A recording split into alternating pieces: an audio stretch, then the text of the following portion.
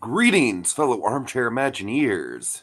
Tiki here, And Blue Dragon 5. and welcome to the show where we wax poetic about the movies we see on a month to month basis. That's right, it's time to crack open our Movie memoirs. Memoirs! All right, Dragon, very eventful month here. When we get into the news, just the one asterisk for folks is we already covered all the D23 stuff. We're not here to go over that again. That's not why we're here. But anyways, we still have quite a bit of news before we get into the movies. So let's just get to it, Dragon. Of course, as we do, we always start with the in memoriam segments. So who do you want to start with in that regard, Dragon? We're gonna start with sorry, we have a bit of a technical pickup here. What? Take the banner. Yeah, I have the banner. Yeah, it's orange. Oh, red. Okay, my bad. sorry. Okay, go ahead. Yes, I got it. So unfortunately, we lost kind of a trio of fine. There we go. Of fine folks, and it's quite sad. So we're gonna start off with Henry Silva. Yeah, this guy I don't really know a ton about outside of the name. He's very much just a character actor. Correct me if I'm wrong, Dragon. He's pretty much known for playing like a bunch of like mob type dudes. Well, I mean, he's the main three things I know him from. I think that's about right. He's played guys in suits, so presumably. Yeah, I know he was big in the Ocean 11 movies, the original ones. Yeah, so he's in Ocean's 11, The Manchurian Candidate, and for me, the big thing I know Henry Silva from, though I instantly recognize the name, is that he was the voice of Bane from Batman the Animated Series. Oh, nice. And again, everyone always is harsh on kind of like the Bane depiction because the whole luchador thing. But seriously, he brought like kind of a class and a refinement. There was an intelligence to that guy in any way, shape, or form in that episode. And of course, he was brought back very menacingly and over the edge.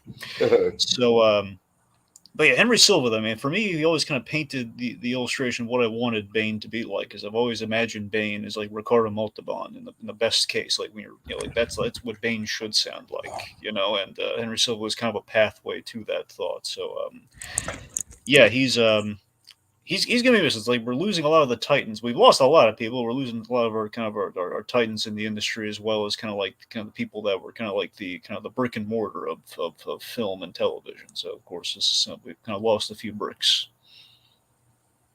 Whole foundation's crumbling. Yep. Speaking of which, we lost Louis Fletcher. Yeah, this is a big one. Just like, any sort of ranked like all-time greatest villains on screen, you're gonna see her. Like, she is just an icon in that department. Yes, poor old Nurse Ratched. Yep. Of course, from One Flew Over the Cuckoo's Nest, just lauded and very memorable turn. She of course, it's so interesting now because we have that Nurse Ratched series on Netflix. It's still supposed to get a season 2. Like, but hopefully they'll bring kind of a conclusion to that story, at least more of a prequel-y kind of conclusion to that story. That's the one problem with that Nurse Ratched show. It's like, well, this is good, but this doesn't at all like lead to One Flew Over the Cuckoo's Nest. It's like she's at a hospital. It's not even the same hospital. So how do we? But yes, is there like any sort of crossover with the characters at all? Like, no Chief, no McMurphy. No Chief, no I don't believe McMurphy. No, it's just no, it's just it's basically like she's. Is there like a Native American character that's supposed to be like a stand-in for the Chief? No, we just see like really not even that. We see the methodology. Funny. We see her methodology, and she may or may not be in the same hospital. It's as much as I can tell you. It's. But that seems pretty pointless. I mean, but performance really good in reference to Louis Fletcher. So yeah. All right, so let's see. So then there's of course lastly we most recently we lost Coolio. Here it goes. Might be in bad taste. We're just gonna move on there, but yeah. Okay, I'm sorry. That's the.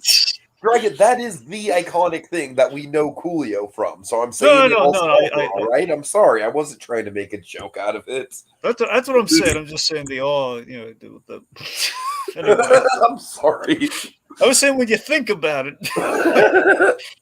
No, but seriously, yeah, Coolio So though. I think Coolio, I feel like he is kind of like an ultimate sort of like, as a 90s kid, Dragon, you didn't really know what made him cool, but his name was literally Coolio, and he was in the Universal Globe. It's like, I feel like this is kind of like one of those pop culture figures that like radiated cool for us 90s kids before we were even old enough to understand what cool really was. Does that make sense?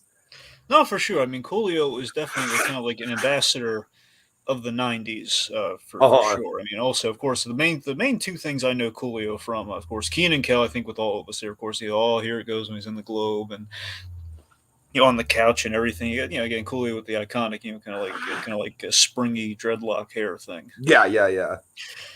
And also, he was quite pivotal in the Daredevil's director's cut. Yes, of course. And beyond that, I think he's done a lot of animated appearances. He's kind of popped up He here was and also there. in a couple romantic comedies. I remember there was one based around Midsummer Night's Dream that he was in. That was pretty fun. I meant to look this up, but I believe he appeared in Static Shock once. Hmm. I believe so. So So he so seems yeah, like kind of like a good ambassador for for black kids entertainment in the 90s. It feels like he was a good champion of that kind of stuff. I like to think so. Uh-huh. All right, so moving on from the worst possible news to the inconvenient news. An inconvenient news. Yep. Yeah, this is actually pretty cataclysmic, honestly. Yeah, this isn't great. Oh Christ, Marvel, get your shit together. Just put it in a box and keep it together. Yeah.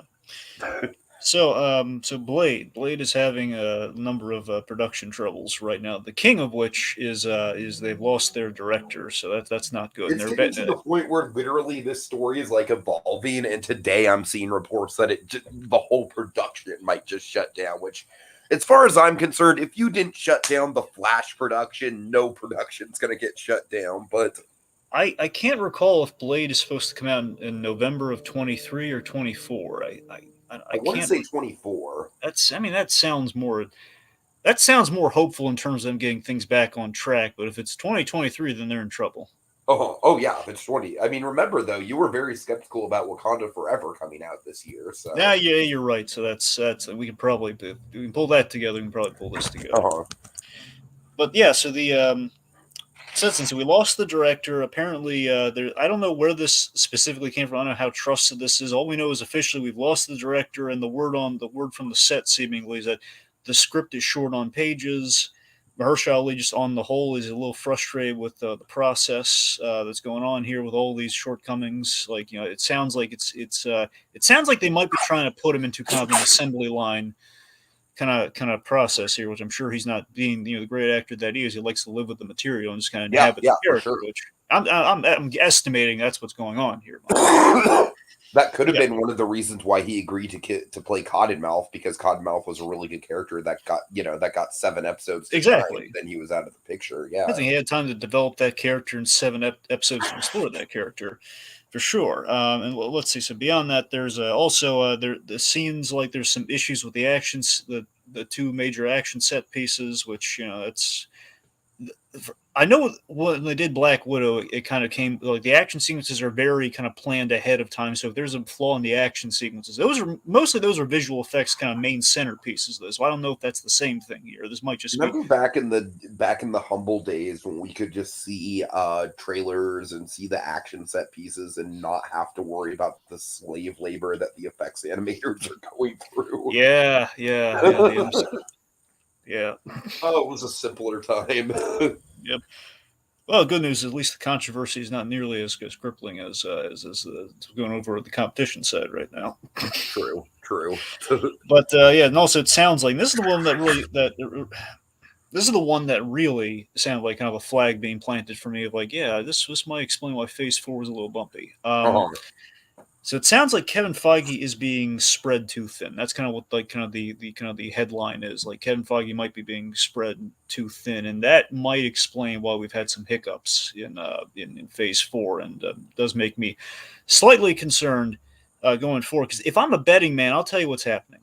If assuming this is true, Kevin Feige is probably there during the initial development, like the idea being pitched in the room and probably like the initial conceptual, like pre-production-y stuff. But I don't think he's like visiting the set anymore. I don't think he's doing that. Uh-huh. And I think that might be Right. what's leading to like some of the issues like we were having with Blade and just some of our kind of creative stuff, which I think has been basically kind of like by luck and some productions being less affected by that than other productions. I think the TV stuff's probably taking the biggest hit if I'm a betting man. Because that's probably why Well, we're because having with the TV productions, it's obviously not like Feige can sit there on every single episode.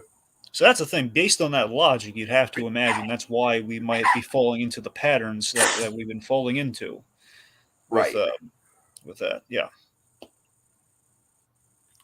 Okay. All right. So there's a new Karate Kid movie on the horizon, but it's not a Cobra Kai movie. Yeah, so I heard something about this that hopefully is good news for Cobra Kai. Is that it sounds like Bill Zabka he said there's definitely an ending in sight with Cobra Kai, which makes Good. me hopeful that because this is in 2024. Now we're in 22 right now, obviously, and we wrapped up the 5th season of Cobra Kai, which we'll talk about later. But I'm thinking Cobra Kai might give credence to the hope that Cobra Kai would end next year, and You then know what we'd I had want from Cobra Kai after this, and I'm not saying this has to be the movie, but with the idea of a movie floating around there, Dragon, I truly think 6 seasons and a movie would be the perfect length for Cobra Kai. I really do. I'm not even kidding. Because have this last season for the World Martial Arts Championship, and then maybe have like the final movie to kind of like wrap up all the other storylines, so you're not rushed wrapping everything up in the last season.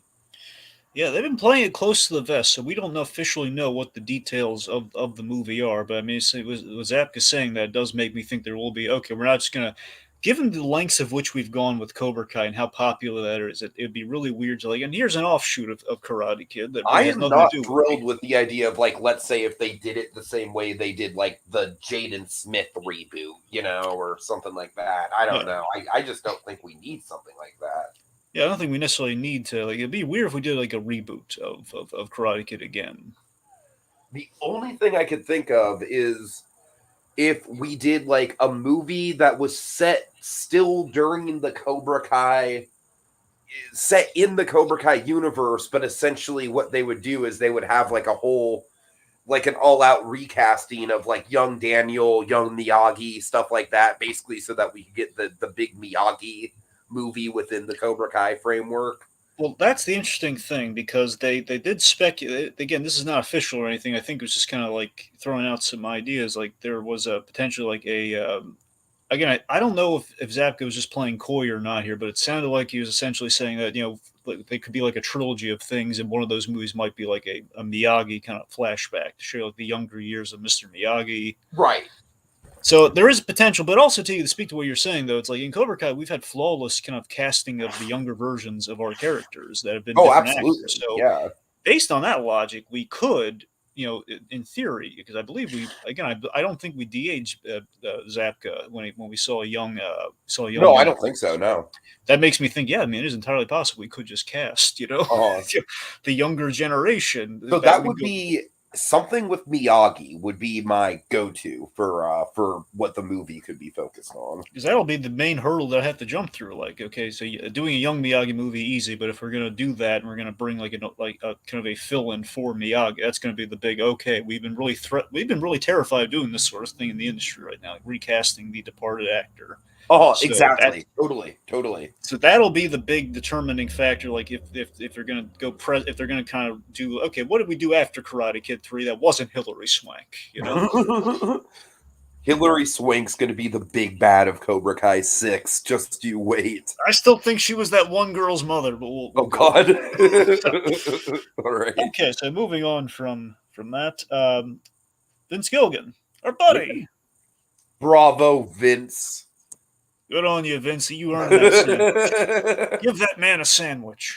So Vince Gilligan, of course, I'm after sorry, the I really do enjoy the Bravo Vince meme nowadays. Just every time Vince does anything, just Bravo Vince. yeah. Go ahead. So Vince Gilligan, of course, after coming off the heels of Better Call Saul, well, we know he's gotten renewed at AMC for a few, I believe, for 3 years. I think it's like a 3 year contract. But so I don't know necessarily if this is technically somehow one of those shows or not. But Vince Gilligan, we know he's doing kind of a Twilight Zone esque project. Now I don't know. I don't think that this is that. But he never said what network that was for. All he says his next Uh-huh. project was going to be kind of like an homage to the Twilight Zone. And the big revelation we have is that he's doing his next show, at least a show he has coming up, is an Apple TV Plus show that is going to star Ray Seahorn, good old Kim Wexler. Now, Ray Seahorn Dragon, correct me if I'm wrong. Because honestly, when the Emmys came out, I was like too in knots to like bother to check. I don't think she got that Emmy, did she? Well, Tiki, you remember the frustrating thing is they're splitting. Both halves of Better Call Saul are nominated, so it did Oh, not get right, anything for right. this.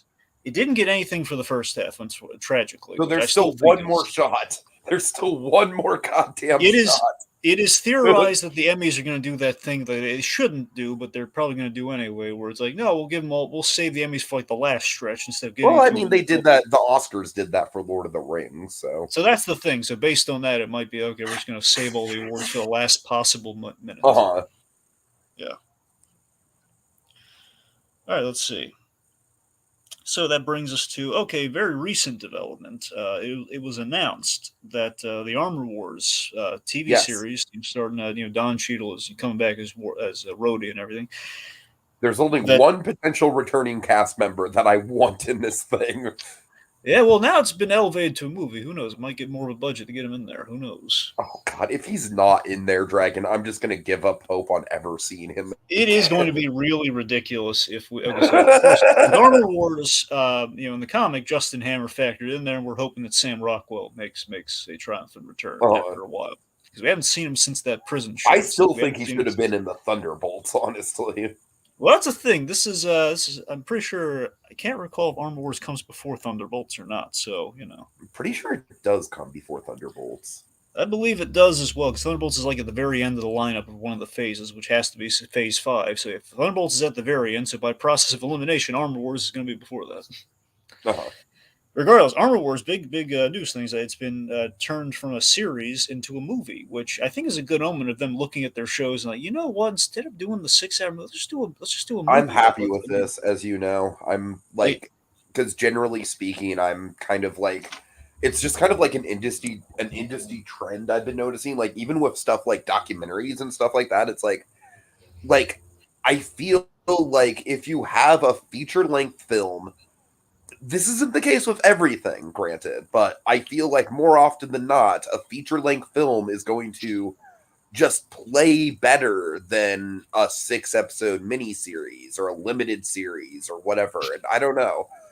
I just feel like binge culture is just slowly like taking over streaming now, and it's getting harder and harder to just find a good standalone movie. So yeah, I'm happy about this.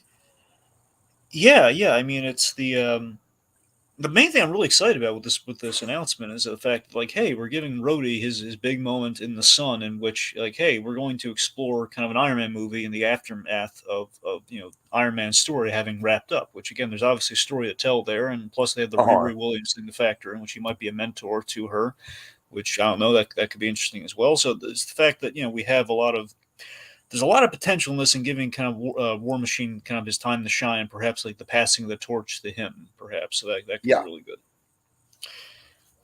All right, so then we have Kingdom of the Planet of the Apes. All right. Not much is known here, but I am very excited for the continuation of the series. I think the original, well, not the original trilogy, but the 2010s trilogy is Dragon. It's up there with like I would put that in like solidly like maybe not like Star Wars, Lord of the Rings, Toy Story territory as far as perfect trilogies go, but like maybe just one notch below that tier. Like it's a damn good trilogy of films. It is a very good trilogy. Now of course, Matt Reeves really did an excellent job with those other two movies. Mhm. Nothing Yeah, against the actually, first that's the only ones. reason why that trilogy is not in the high watermark is because I think that first one is a little disconnected because of the Matt Reeves factor. Yeah, but bear in mind that was probably like they didn't really. I don't think they expected to make a whole trilogy when they No, made they that did first not. movie. That's the That thing. and So that one was Draco just kind of like, Malfoy in that movie is just super distracting. well, do you mean just the fact that he's the actor who played Draco Malfoy, or do you mean just like, The fact that he's the actor that played Draco Malfoy, the fact that they give him all the member berry lines. I see, like the I don't whole like know. get your paws off me the whole bit. Yeah, exactly. Okay, Like they do not resort to that shit in the other two movies at all. right. Well, I mean, obviously they have apes on horseback, so that's kind of well. Okay, but yeah, but it's like I feel like the whole apes on horseback. That's what Planet of the Apes is. I That's know not that's like what I'm saying. like Yes. that's not like a specific line. All right, good All point. right. Anyways. Anyway, so but no, seriously, I believe I forget if this announcement came with the fact it's going to be like a new trilogy or just they're kind of going by movie. Did you recall if you heard like a I have series of heard. TV I don't movies? know if this particular announcement they confirmed it, but I believe the plan has been a new trilogy. It would probably be a good move if like each film was like kind of like a significant time jump in the civilization. Oh yeah, I mean, I think the original trilogy already kind of did that to a certain extent, but yeah, it'd be great if that even did it like if the time jumps were even more dramatic. Yeah, that's what I'm saying. Like, I mean, like instead, don't get me wrong, you're right. There were time jumps. I mean, I don't think they were like decades long. Though it was just like They logically weren't okay. decades long, but yeah, but there was. I feel like every movie started out with apes in a slightly better position within the war. You know what I No, mean? that's the thing. You're absolutely right. I'm saying like I'm thinking perhaps they go like next level. Like okay, I'm talking let's go 20 years per movie or something. I don't know, Sure, maybe like sure, sure. 10 to 20 years or something. I don't know. Of course, the one drawback with that is that you'd have a hard time having like character arcs throughout multiple movies, but Yeah, possibly, yeah. Okay, let's see. So, again, more good news. John Williams, you remember him? John Williams, he's getting knighted. so this is just very quaint, and I'm honestly kind of surprised that it hasn't happened with him already. Doesn't he Yeah. So seem like the type of man who should have been knighted already, Dragon? Honestly. I mean, yes, but frankly, I until I heard John was getting knighted, I kind of looked into it for the first time because every time I've heard someone's getting knighted, they have been English, they've been from the UK or something. It's like, well, Uh-huh. okay, that makes sense. You're going to get knighted. So apparently, Americans or non-UK natives can be knighted.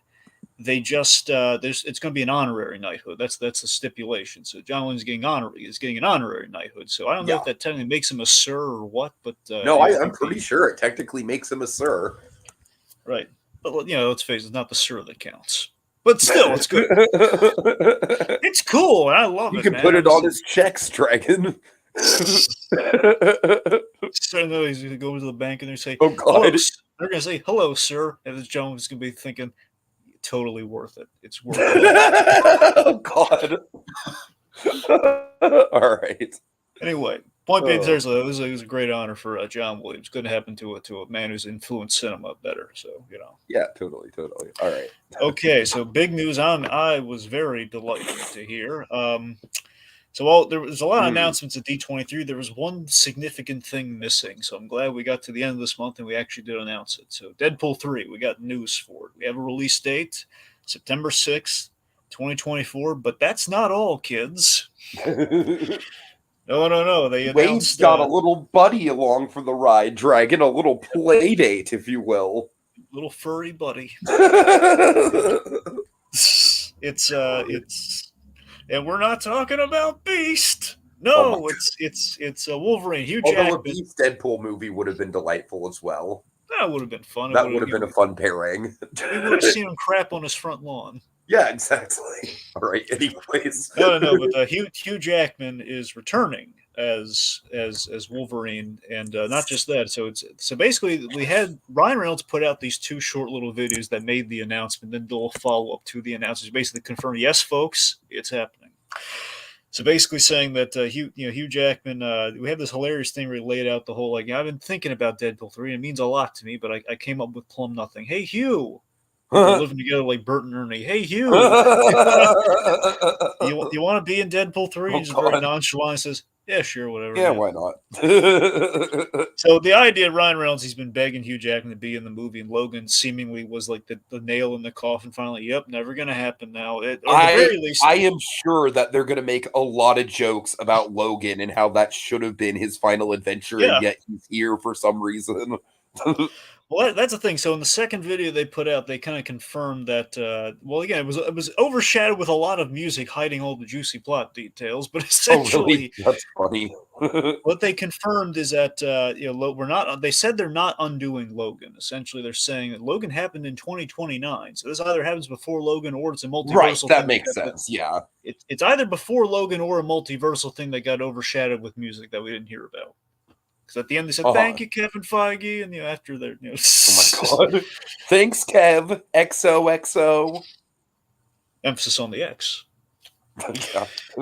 But yeah, now here's the interesting detail though. No one's really talking about in that video. And Ronald's posted like an image or two of this before. Like I knew he was doing like it seemed like he was doing like something with his wife, and he was wearing the Deadpool suit. It's like, okay, well, he's obviously working on the Deadpool movie, but we haven't made any announcements yet. Then he does this video, and briefly you see him in like kind of like neck down in the not the Deadpool suit per se, but he's in the X-Force suit. And I say the X-Force suit because it's the Deadpool suit that got charred at the end of Deadpool 2 to resemble the X-Force suit. Now you have to wonder, why would he not just wear the standard Deadpool suit? Instead, he's wearing the charred up version.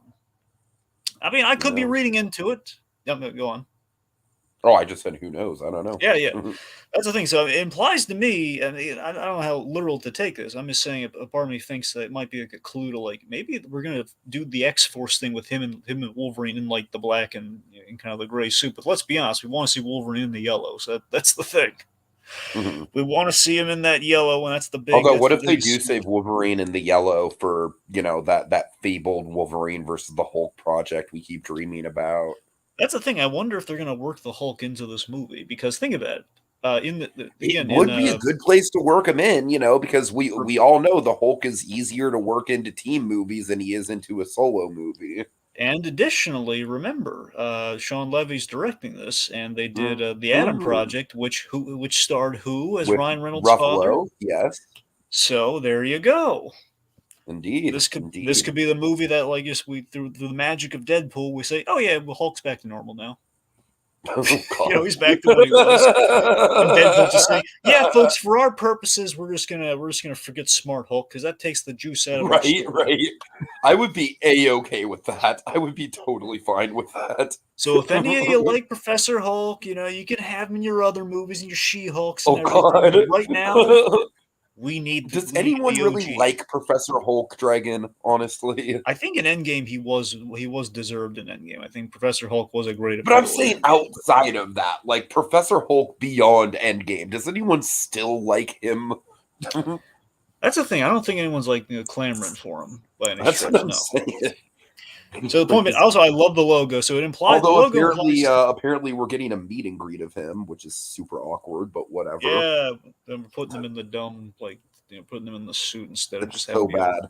All right. Okay, regardless, we're not here to dwell on that. Real quick though, I just want to say though, it implies to me it's going to be a buddy movie between Deadpool and Logan because the logo, awesomely, and this is like the coolest idea ever for the Deadpool 3 logo because now we have Wolverine, the 3 claw marks signaling the 3. Perfect. Very much reminds me of the Jurassic Park 3 logo with the 3 raptor claws. Man, I tell you, Tiki, I always imagined we would see Hugh Jackman in the 3rd Deadpool movie, but as like Hugh Jackman. Like, and Deadpool just saying like, "Oh yeah, you're Wolverine, aren't you?" Like, no, I'm not. Like, I'm not. Yeah, no, it does seem pretty perfect. Granted, I would still probably rather prefer the whole like Deadpool kills the MCU concept, but that was never really gonna happen. Let's be real. Yeah. I mean, as a Deadpool sequel, however. Yeah, maybe. All right. We'll anyways. See. All right. Okay, then we have a boatload of trailers. Oh boy! All right. Okay, so So, Wendell and Wild looks very good. Love it stylistically. Very much looking forward to it. Henry Selick, that man doesn't make very many movies, so when he does get around to making something, it's a big deal. I'm dying for Henry Selick to have another Coraline win because Henry Selick, it's the fact that poor man has just got all this thunder stolen by Tim Burton on Nightmare Before Christmas, and your heart goes out to him, you know. Yeah, I mean that's true. I feel like nowadays most people know that he's the director. I feel like it's slowly coming But around. not in a public sense though. It's not like anyone on their phone's like, "Hey, Eh, who directed?" it's more in a public sense than it was, but yeah. Yeah, However, still. Coraline is completely his baby, and I think Hmm. Coraline is probably an even better movie than Nightmare Before Christmas, so it all comes around. I'm just gonna inch away from this man right now. Dude, I'm sorry. I'm sure I'm probably not the only one to think that, but Yeah. All right. But yeah, it does look good, and also Key and Peele being reunited in that. indeed, indeed. Yeah. Okay. Let's see. So Glass Onion, the Knives Out sequel. I'm not quite sure how to feel about this yet. Honestly, Knives Out, like when I did go to rewatch it about a year after it came out, it didn't really do a lot for me. It was one of those movies that I feel like kind of like relied on the in theater experience and the twists and everything. So this movie, it looked kind of like more of the same. It's just like, hey, look at all these crazy celebrities. So I gotta tell you, I'm not quite as intrigued by this as I was for the original. I mean, don't get me wrong. It's nice that we're getting a completely new case and it's not just following the same family. That's good, but I don't know. I'm hesitant about this one. Like mildly interested but hesitant. Well, the interesting thing to me with this is, I like the. It seems like the Murder on the Orient Express, but kind of on an island. Uh-huh. It's kind of the vibe I'm getting, and I like the fact that it's like it seems like it reads to me like LeBlanc is like on the adventure when the murder happens, like Murder on the Orient Express, which is kind of a different place than we've had in the other movie, and we obviously have kind of a big different cast. It seems I do like a quick cursory kind of look at like the cast. I think they're all like senators and people of power, like all the people here. So it might be kind of an elitism sort of thing. And I think the most eye catching thing for me is that visually we're doing a puzzle gimmick this time, which looks really cool. Like everything's like moving puzzle pieces and everything. Right, sure. Which last time was like kind of games of strategy. Here is in thinking ahead. This is more like okay, perhaps figuring like all the pieces out. So yeah, it's kind of a cool visual. Yeah, it seems like it'll be fun. But again, I like the simplicity of the original. So we'll see what happens. Uh-huh. Okay, that brings us to yes, the Fablements. This looks really good. This looks really damn good. It looks a lot more interesting than something like Belfast, which, I was very concerned that this was basically just going to be Spielberg's Belfast. Like, hey, look at this quaint story of this kid who wanted to be a filmmaker. And that's basically what it is. But what I really like about this is how, I mean, first of all, Dragon, Paul Dano is like the daddy issue dad of Spielberg's career. Like, basically the big boss of Steven Spielberg's actual real life. I mean, that's some intriguing casting.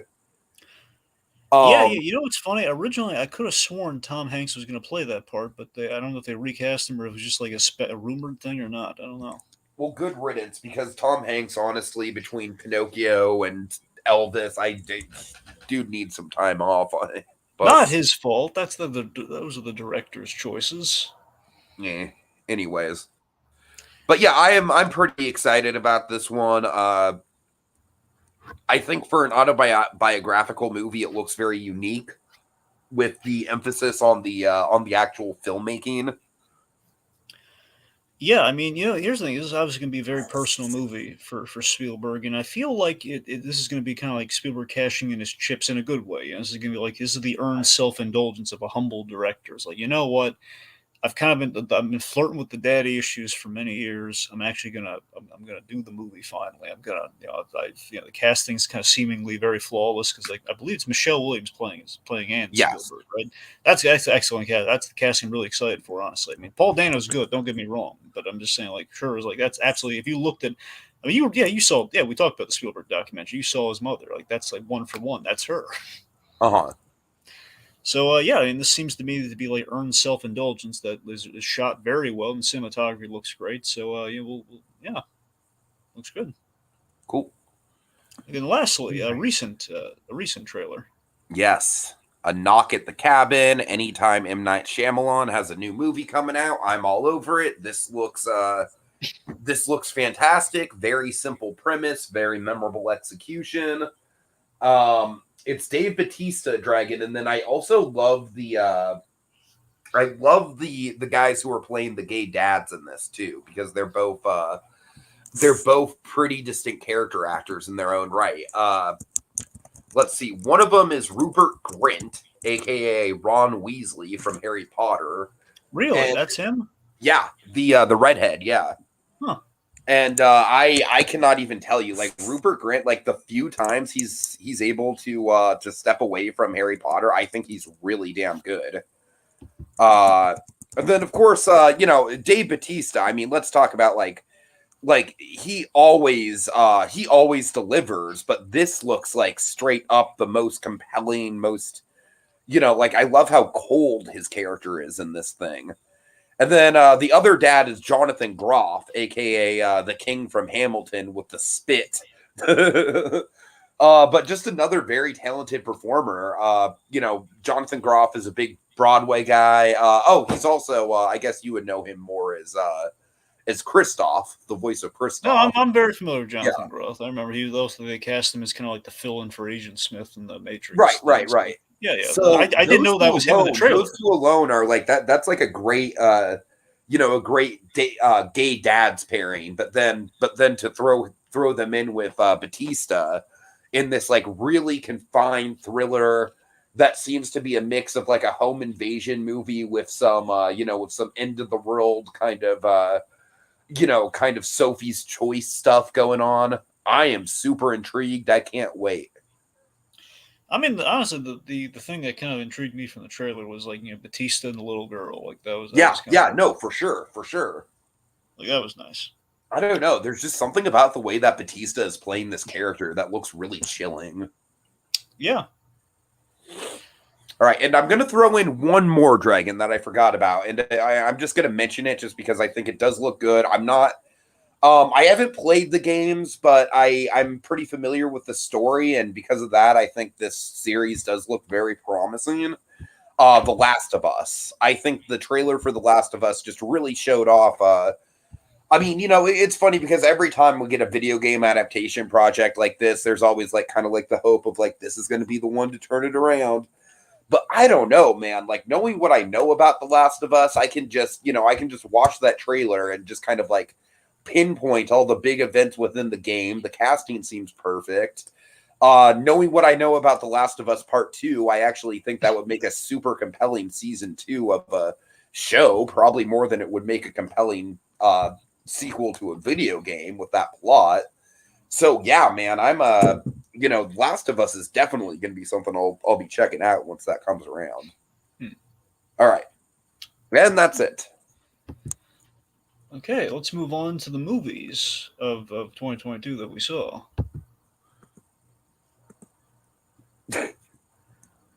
I'm not shouting. That's just how I talk. Haven't you seen my movies? I'm sorry. I don't know why that came to mind. Okay. So, Dragon, let's talk about the best movie of the year, Pinocchio. Yes, I think it's the movie that's going to get Zemeckis. It's the movie that's going to get Zemeckis the Oscar. Who are we kidding? God. Of course, this is going to happen. It's got it, right? You know what's stupid? This is bad. This is really bad. I don't even think this is like in the top 5 worst live action remakes. It's bad. But I don't even think it's that offensively bad. Well, that's the thing. I think I'm going to be probably much kinder to it than I think a lot of the critics are here. But that said, I think critics are freaking out about it, and frankly, I think stuff like like The Lion King or even Dumbo, like I think that kind of stuff is way more offensive than this. I mean, that's it. Go ahead. But that's where I'm at on it, Tiki. So my summation on this is that it's basically it's comparatively the best of the for me. I think it's comparatively the best of the live action remakes, but it's not saying much though. That's not saying much. Because I mean, can you think of a live action remake they did? Now here's the thing: not counting, the things that are more like kind of prequels and sequels, like Cruella or Christopher Robin thing. Not counting them, can you Poppins think of? Returns. Well, that's not like an animated thing we're No, I remaking. know. I'm saying I would list that in the ones you're not counting. Well, sure, but yeah. Personally, I would probably say Pete's Dragon. Does that count? I mean, Pete's Dragon was like a hybrid, so I don't know if that would necessarily wasn't Pete's Dragon a hybrid in the original? Yeah, it was. Yeah, those things like live action with one animated character. DNK says it's nowhere near the length of Maleficent or Mulan. Jungle Book 2016. Yeah, That's better than this. Yeah, sure. Mhm. I'll give you that. Okay, so with the exception of Jungle, as I'm saying, comparatively though, I mean, outside from Jungle Book, can you really think of any stiff competition that would be bad? Again, I know it's not saying much, but still. Not really. I mean, the one thing here that I do appreciate is the fact that at least production design wise, it looks like they tried to keep on point for the most part. That's the thing. I mean, I really like how Pinocchio turned out visually. I was a little worried about it. I was like, man, that's one for one. So rarely do you ever get to see one for one in live action. Not to mention the voice work is pretty decent, at least Yeah. for the two main characters. I think some of the voice work in the rest of the movie is pretty wonky, but right. So, I mean, here's the thing. I appreciated the subversions and some of the alterations. That we kind of did here and there. Like, I think the biggest example of something a good idea they had on this movie I really enjoy is like the school thing, because we said, okay, what if Pinocchio did end up going to school? What would happen? Well, we found out what would happen. He get kicked out because he's a puppet. That's hilarious. I love that. yeah, I thought that was like the no, go on. I'm personally kind of the mind that like stuff like that, like changes like that, and the root beer thing, and it all kind of serves to like desaturate it a little bit as far as like you have to have Pinocchio like actually making bad decisions at some point in the story, or else the story is just going to be moot. Well, I agree with you on they soften the edges, just with the exception of the school thing, because I felt like, okay, like why do an adaptation? Well, we're going to change some stuff. Well, that's one thing you can change right there. That actually is like, But okay, I'm what if saying the school thing turns him into a victim, whereas before it was like personally his choice to not go to school. That's all I'm saying. Oh, okay, I see your point now. Right. Yeah, Yeah, that's okay. Maybe I have. Okay, yeah, you actually might have a point there. Yeah. I don't know. Well, again, I still like the execution, but you're right though. It does kind of feed into the overall problem there. It is a real problem. Like, really, we're taking away the root beer and the cigar and everything. Like, yeah, the root beer. I will never get past the root beer Dragon. It's so that's the problem is Pleasure Island. I thought looks awesome, and not as good as the original, mind you, but still, Pleasure Island does look awesome, and it is the best part of the movie for sure. Yeah, in terms of realizing it to live action, I think we did a good job in realizing Pleasure Island. But one specific problem, though, like barely, like it's like, hey, smash some clocks. It's like, well, they're not really anyone's clocks, so yeah, go on and smash. We literally go through the building, and it's like like Lampwick practically wants to make an appointment to come back and smash the clocks. That's the thing. So it's less like them doing bad stuff. It's like, well, they're going to a theme park designed. Oh, we'll see if it's on my calendar, Pinocchio. So that's the thing. It just feels more like, hey, let's just have fun at essentially this glorified theme park versus like, hey, let's break the rules at this place for wanton destruction. It doesn't really feel like they're making bad decisions. More like, hey, we've been kidnapped. Let's have fun. You feel again, it's the victim thing. It's too much sympathy. What the hell, little kid has not drank root beer during like a birthday party or something? I mean, I know it's like the 1800s, but still, it's like when you think about it, did we even have soda back then? Oh God. So yeah, there's I'm sure there was sarsaparilla at least, but anyways. Okay, yeah, you're right. There was sarsaparilla. I mean, here's the thing: like here's some good things that we had in Pinocchio movie. I think Joseph Gordon-Levitt did an excellent job as Jiminy Cricket. I think he did a great job. Surprisingly, yes. Also, the design on Jiminy, I really did like. I like how it was like very much like we kind of made it a little bit. No, I like the design. I like the animation. I like the sound design on him with the chirping. I thought that all worked. Also, I thought one of my favorite things, we didn't lean in too heavy enough in the movie, but I love that it was there. we gave Geppetto at the top. We front loaded him with some kind of depth that we never really applied to that character before. Just the fact that like we do, but it's pretty clunky though. Well, I don't know. He's an old man. Here's the thing. We played to the whole like he's kind of a lonely old man, and he's kind of maybe. It sounds like we're saying he's lost his faculties. That's kind of what it feels like in places. Which I don't know if that's necessarily the right tack to take, but I do like. I just love the whole thing where it's like it starts and he's like super quiet singing to himself. It's like I don't know. I thought that was a good call. That was a nice. I don't know. I thought it was like. I agree to disagree on that one, I guess. All right, I don't know. I thought it was weird. Regardless, I do like the idea. Like, okay, so he lost his assuming I don't know if he lost his. I don't know. I forget how he lost. And also, I don't want to spend like too much time on this one movie. Just throwing it out there. So okay. Point being, just some choices I think work better than others. Like the Blue Fairy doesn't look great. I think Fabina, like little puppeteers, it's a cute idea, but the song was a mistake. And Monstro, let's just not even get started on oh Monstro. God, no! I don't know what the hell they were thinking. I think it was. I think the big decision they really before this movie was. I think the worst visual in the movie that the critics are making a meal of is like, I don't need Pinocchio looking at crap on the street. I don't need that. Yep. It's like, come on, Zemeckis, why? Come on. So Z and K has got some comments here. He says, I feel like it's middle alongside 101 Dalmatians 96. That sounds about right.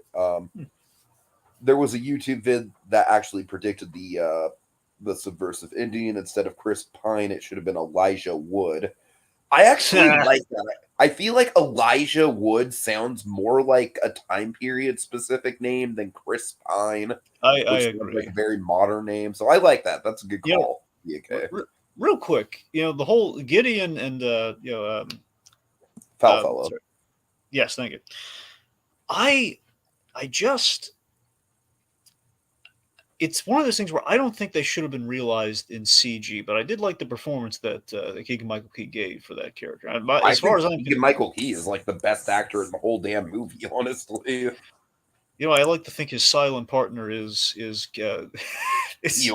I can't prove that. We don't know because we don't hear the Nope or anything. I would like to think he's just directing Nope on the side. Yeah, there's no reason why it can't be him. Oh God.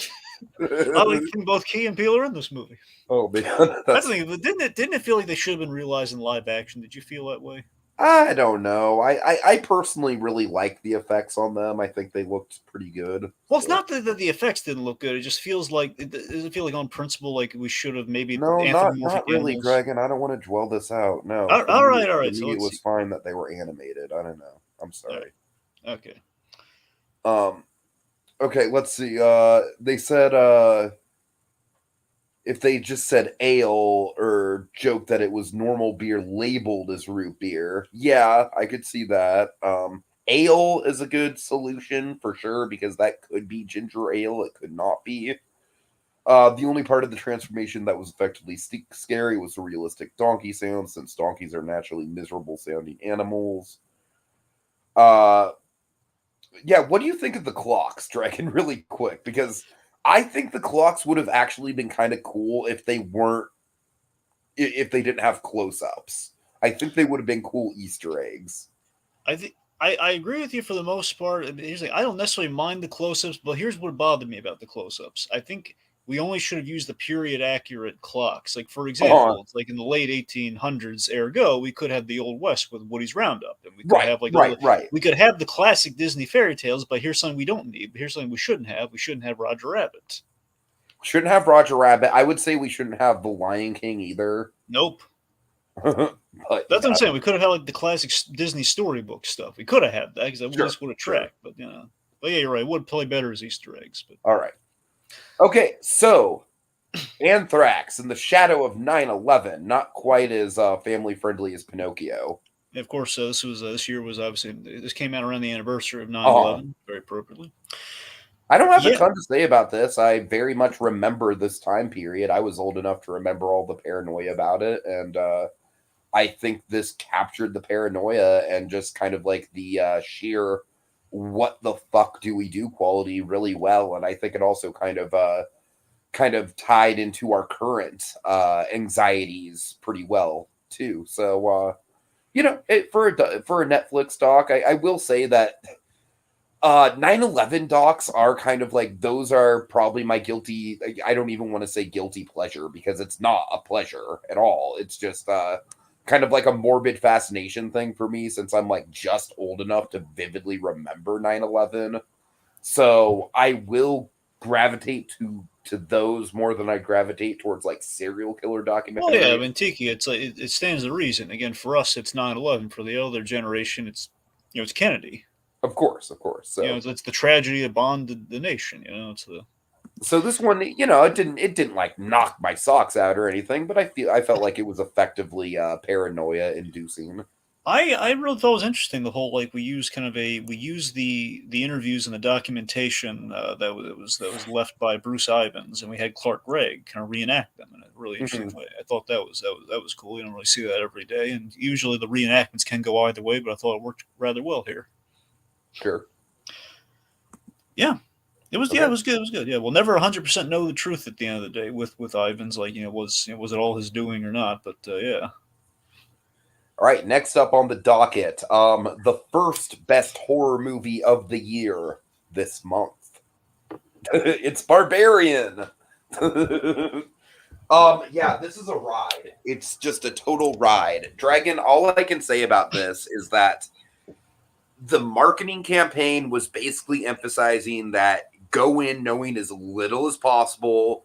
The only setup they give you at all is that this woman shows up at an Airbnb, and Pennywise, not Pennywise the clown, but the actor that plays Bill Pennywise, Skarsgård, is yeah, that who you're yeah, yeah, looking for? is already there, and it's like a misunderstanding. Like, what are you doing in my Airbnb? This is weird, and that's it. That's all you know. And this movie is such a ride. Oh my god. Dragon, I truly think that watching this movie in the theaters, I had the experience of like running through my mind. I was like, this is what it must have felt like for people watching Psycho for the first time in theaters. Now, I want to emphasize, not as far as like, obviously this isn't like as big of a game changer as Psycho was, just as far as like, like we've seen violent horror movies and stuff like that. This isn't like a game changer in that respect. But what it is, just as far as how Psycho just totally took the audience for a ride as far as the plot twists and stuff does, this absolutely does the same thing. This very much has some Psycho style twists midway through that totally changed the whole trajectory of the film. Justin Long pops up, and I am not going to tell you how he pops up, but he is delightful. Let me guess. He pops up in a walrus costume. I mean, no. That would be a fun crossover, though. It's like the walrus from Tusk is like the horror movie superhero now. He's like a dark defender. Just coming into these crime scenes, just yelling his walrus yell. No! Have a scene in every horror movie. You have like God. the injustice is about to happen, and then the walrus shows up. And you have this like intense moment where you see like the stare from the Justice League walrus, and he's like, ah! And the other guy's like freaking out. Oh god! All I can say, Dragon, is that there is some really scary shit happening in that basement, and you don't want to know what's happening in that basement. I really don't. Dragon, you really don't want to know what's happening in that basement. No, I don't. Okay. Yeah, I would probably say that the next movie I'm going to talk about, as far as like, the best horror movie of the year this month, maybe edges out Barbarian slightly, because I feel like I'm not sure how Barbarian's going to play on a rewatch now that I know all the twists and everything. But it is certainly a memorable horror movie going experience. Just an incredibly unpredictable thrill ride from top to bottom. Very well executed. Looking forward to seeing more from that director. And yeah, also would very much like to see it in the realm of Halloween Horror Nights. All right. All right. All right. Let me tell you about Clerks 3. Yes. Now, this, just for context, it came out like the day I flew out to Universal, and then by the time I was back, alas, I did not realize it was a 1-week engagement. So if I would have put a little bit more effort into seeing it, I could have seen it. But I'll definitely catch it on streaming once it does come back around to streaming. Well, I know. I actually take it they revealed when the DVD's coming out, so I have an approximation for when it's out digitally. Okay. December 6th. Oh, okay, that's not too bad. So yeah, I mean, also I could have sworn you told me you have like plans to do like the Inconvenience tour thing. I had plans for that, but that ended up happening like around the same time I was getting ready for Universal, so it just didn't come through. Yeah. But yeah, so that's the thing. I didn't know it was. I thought it was gonna be out for at least like a couple weeks, but apparently Kevin Smith, when he does these tours and everything, when he puts it out, he's distributing it himself. So it's only gonna be there for a week. So. But again, it'll be on streaming sooner than you know it.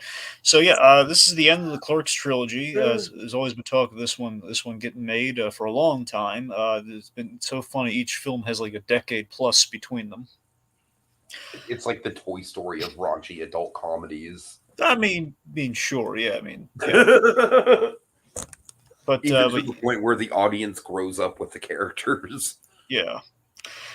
So this is kind of like a cool fusion of Clerks 2 and Jay and Silent Bob reboot. So it's kind of a fusion of the two things, two things there. So it's kind of like Kevin Smith kind of going back to the well and kind of infusing a lot of like his life lessons that he's learned, but into kind of the the hallmarks of Clerks, but also with the pathos that you had with Clerks 2. So there's pathos, and then there's kind of the self-referential meta comedy that is applied. It's kind of a cool collision in that regard. So again, it's because of that because of the pathos. There's a lot of great pathos at play here, but it is still rather funny. I'll admit the only gag I wasn't crazy about in the movie was like there's this gimmick with Elias that's like through the whole movie. And it's like, really, do we have to do this? Like, we have to keep this going with Elias. Like he kind of, I won't tell you how, but he kind of becomes a Satanist. Oh, jeez, really? Oh, my God. And it's like, it's not necessarily that it's not necessarily that he becomes a Satanist that bothers me. It's the fact that he dons like the whole Satanist regalia. So the whole movie, he's like wearing Satanist makeup and stuff. Oh, no. Like, oh, God. So it's just like, really? Do we have to keep dressing them all weird throughout the whole movie? Yeah, so, I could see that being a bit odd. Yeah. It's a minor gripe, though. It's just like, it's certain like pathos-filled parts. Like, do we still have to have them like wearing the weird makeup? So anyway, but yeah, this is definitely the most meta Kevin Smith film made. And again, I frankly, I love it when he does that kind of stuff, because I think it kind of adds like an extra oomph to the movie and kind of extra heart to the movie.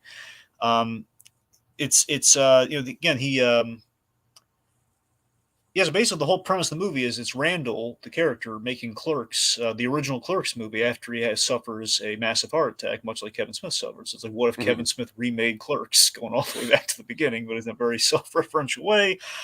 I gotta admit, this movie kind of cuts close to home a lot in the dialogue for me. It's kind of reminiscing about life choices and kind of the paths that bring you to certain places, and kind of looking at what it all means. And Jeff Anderson was very much the holdout of this movie. It took him decades to get him to say yes, and he did. It's a movie. It's crude as all get out. It's silly, but very human, and the reflection, and kind of a reflection on Kevin Smith as a filmmaker. There are a lot of surprising moments in the movie, and I think it plays rather well. I think we ended things in a really good way. Cool. Oh boy! All right, don't worry, darling Dragon. This movie just I don't even know what happened here. See, I remember you were very hyped for this. I was hyped. I wasn't the only person who was hyped. I don't know what to tell you, man. This movie had a great trailer, a great poster, but at the end of the day, it's when you watch the movie, and I just want to put the asterisk here. I don't give a shit about the behind the scenes drama going on there. Like, it honestly feels like a publicity stunt, and there's so much going on that I can't even follow it. So I'm just trying to just keep that out of my opinions as much as I can.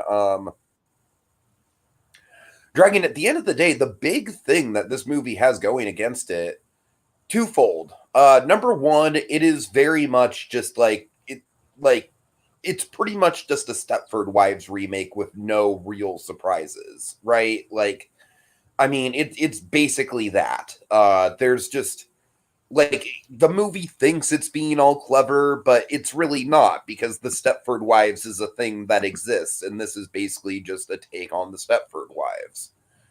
But more importantly, I think the biggest problem with this whole thing comes down to the fact that, you know me, Florence Pugh is just one of the biggest top tier talents out there, and she crushes this movie. But she crushes this movie at the expense of her co-stars. Chris Pine does a fine job. Like, Chris Pine is, he's decent. But Harry Styles, Dragon, who has to act directly opposite Florence Pugh, Harry Styles, and I've enjoyed Harry Styles in things I've seen him in. He's never blown me away, but I've enjoyed him. He gets absolutely like Florence Pugh just completely mops the floor with him as far as acting goes. And it's noticeable, like it's really noticeable the disparity in the level of talent between the two of them whenever they're on screen. So I would say it's that. I would say it's the Stepford Wives thing, and there's no real attempt to make it more interesting than the surface level. Like, oh, it's. Do you get it? The women are so perfect in this community because the men are manufacturing the women to be so perfect. And then it's just like the film just kind of like, it turns into a boring car chase by the end of it. So, yeah, not really the movie I was hoping for. I think after Booksmart, this is definitely going to send Olivia Wilde's career back a few paces for sure, especially in the high concept department. So the critics not liking it? The critics are very mixed on it.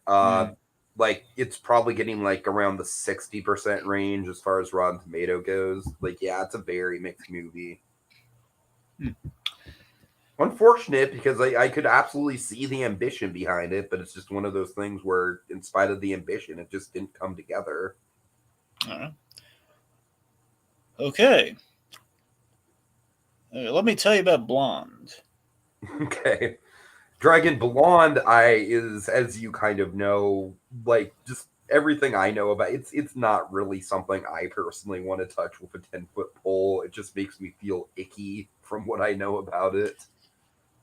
Yeah, I mean, well, having watched the movie, I can tell you, of course, this is for folks out there. This is Anna de Armas, who was great in Knives Out. She's getting another. She's honestly she's been killing it every time she's been popping up and stuff. She was great in Knives Out, and the big thing she was really great in was the recent Bond movie. Yeah, she was really great in that. Anyway, so yeah, so she plays Marilyn Monroe in this Netflix movie that it seems like they bet the farm on, which did not pan out the way they hoped. I don't think. So, unfortunately, another not so much a win for I Netflix. just don't understand who this is for. I really don't. That's the thing, Tiki. I don't know. Here's the thing. So, I think it's a beautifully shot tragedy. That's kind of where I'm at, where I come down on it. Does it have to be so exploitive, though? That's my question. That's the thing, Tiki. I'm not. You keep throwing around exploitive. You keep saying I'm throwing around exploitive because that's what I have personally heard of the movie. I mean, I don't know if I can say exploited because I don't really. I have to assume like this is based on a book, so I don't know that really the book might be exploitive, and that's what they brought to the film. So I think that's the main. That's the main thing. But my assumption is that the main vibe I get from the movie, my main takeaway of this movie is that the theme of the film is like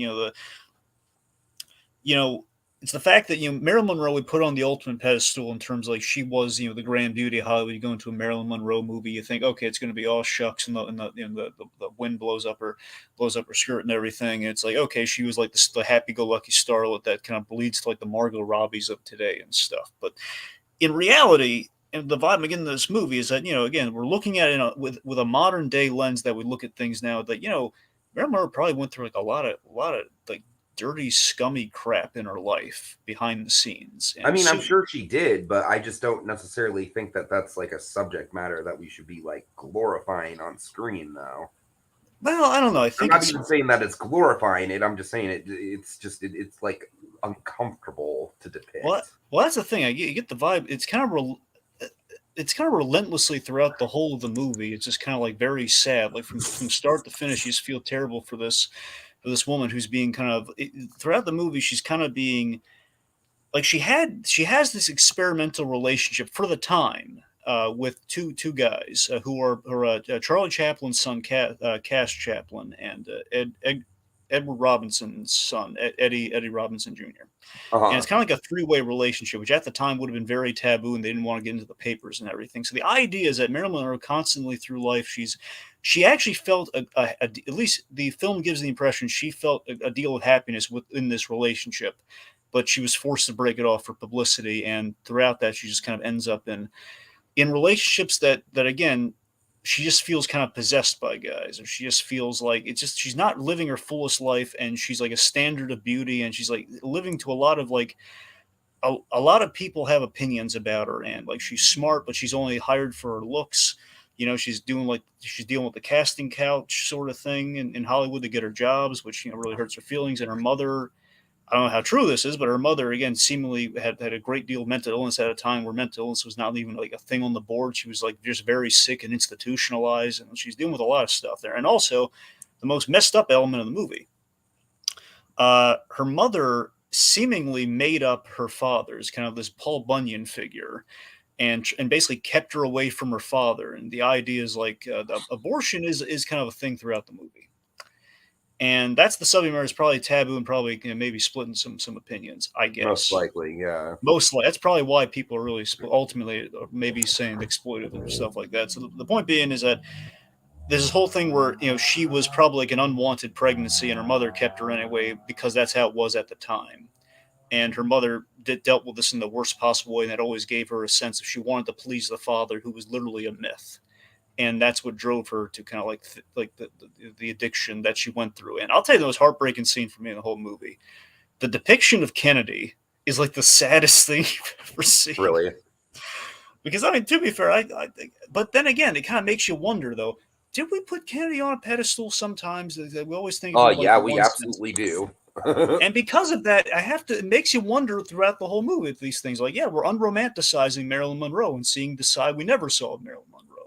And we're seeing that with the whole famous, like, oh, yeah, Kennedy had a fling with Marilyn Monroe. We're saying, oh, God, Kennedy treated Marilyn Monroe terribly. And this is very sad. I'm sure he did. There's no doubt in my mind that he did. And that's the thing. Like, I don't think we've ever really visualized just how sad that relationship was. And we do in the most sad way possible here. And that's what I'm saying. It's I think it's a beautifully shot tragedy. And again, whether that's, I don't know if that's exploitive or not. It might be true life. I mean, it's going to be one of those things where biopics are always under that level of scrutiny where they're making artistic liberties and they're probably fudging details, and I don't know where it ends up at the end of the day if it's like wrong or not. But I mean, it feels accurate. You're feeling for her performance throughout the entirety of the film. So I mean, I think it succeeded, but I mean, with that success, it's like everyone's sad now. So there's your success.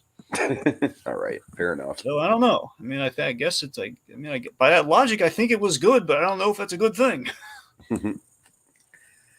Okay.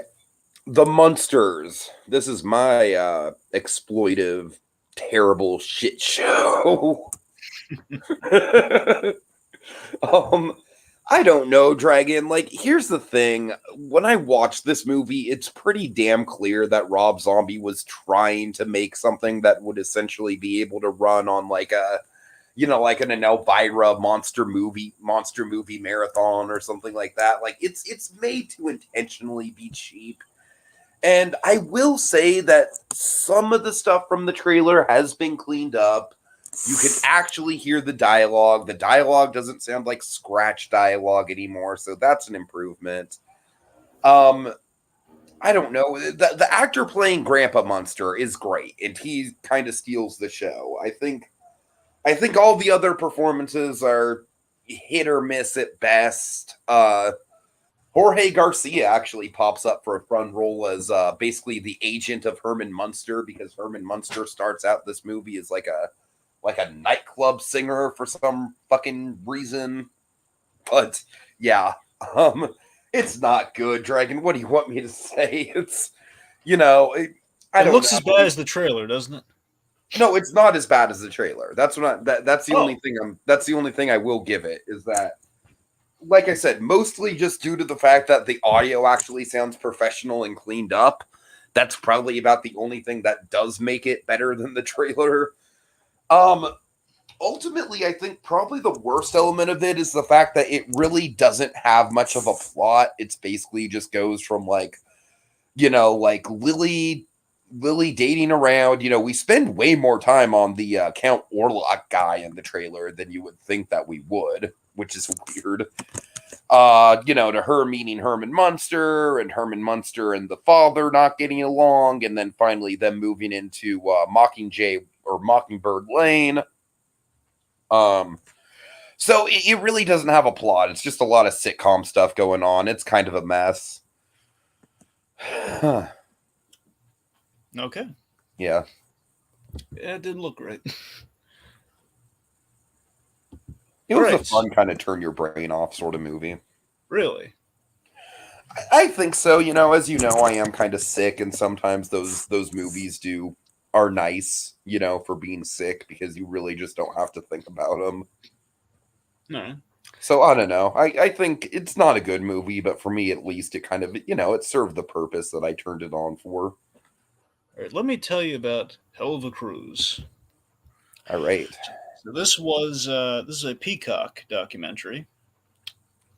On the streaming service. Mm-hmm.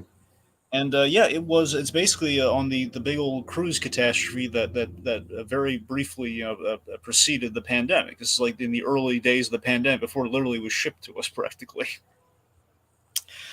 This was, remember during the whole thing where like people were like trapped on like cruises and yes, I do, yeah. I know it was definitely for 14 days. I forget if it exceeded 14 days or not. It's in the documentary. I think it's I can't recall. But the point being, those people were kind of trapped on that cruise, coming in from essentially the coming from Asia, like the coast of everything. Anyway, so yeah, this is the presentation of this thing is really good. Tiki. It was kind of like the Fire Fest, the Netflix Fire documentary about Fire Fest. Only it's like on a cruise, and it's like there's like a building dread like to these vacationers. Mm-hmm. And just like the irresponsibility of a greedy cruise line, and it's the fact the ideas like they all came from like the really like skyrocketly low skyrocket's not that, that's going the other way. The point being the very low price of a cruise.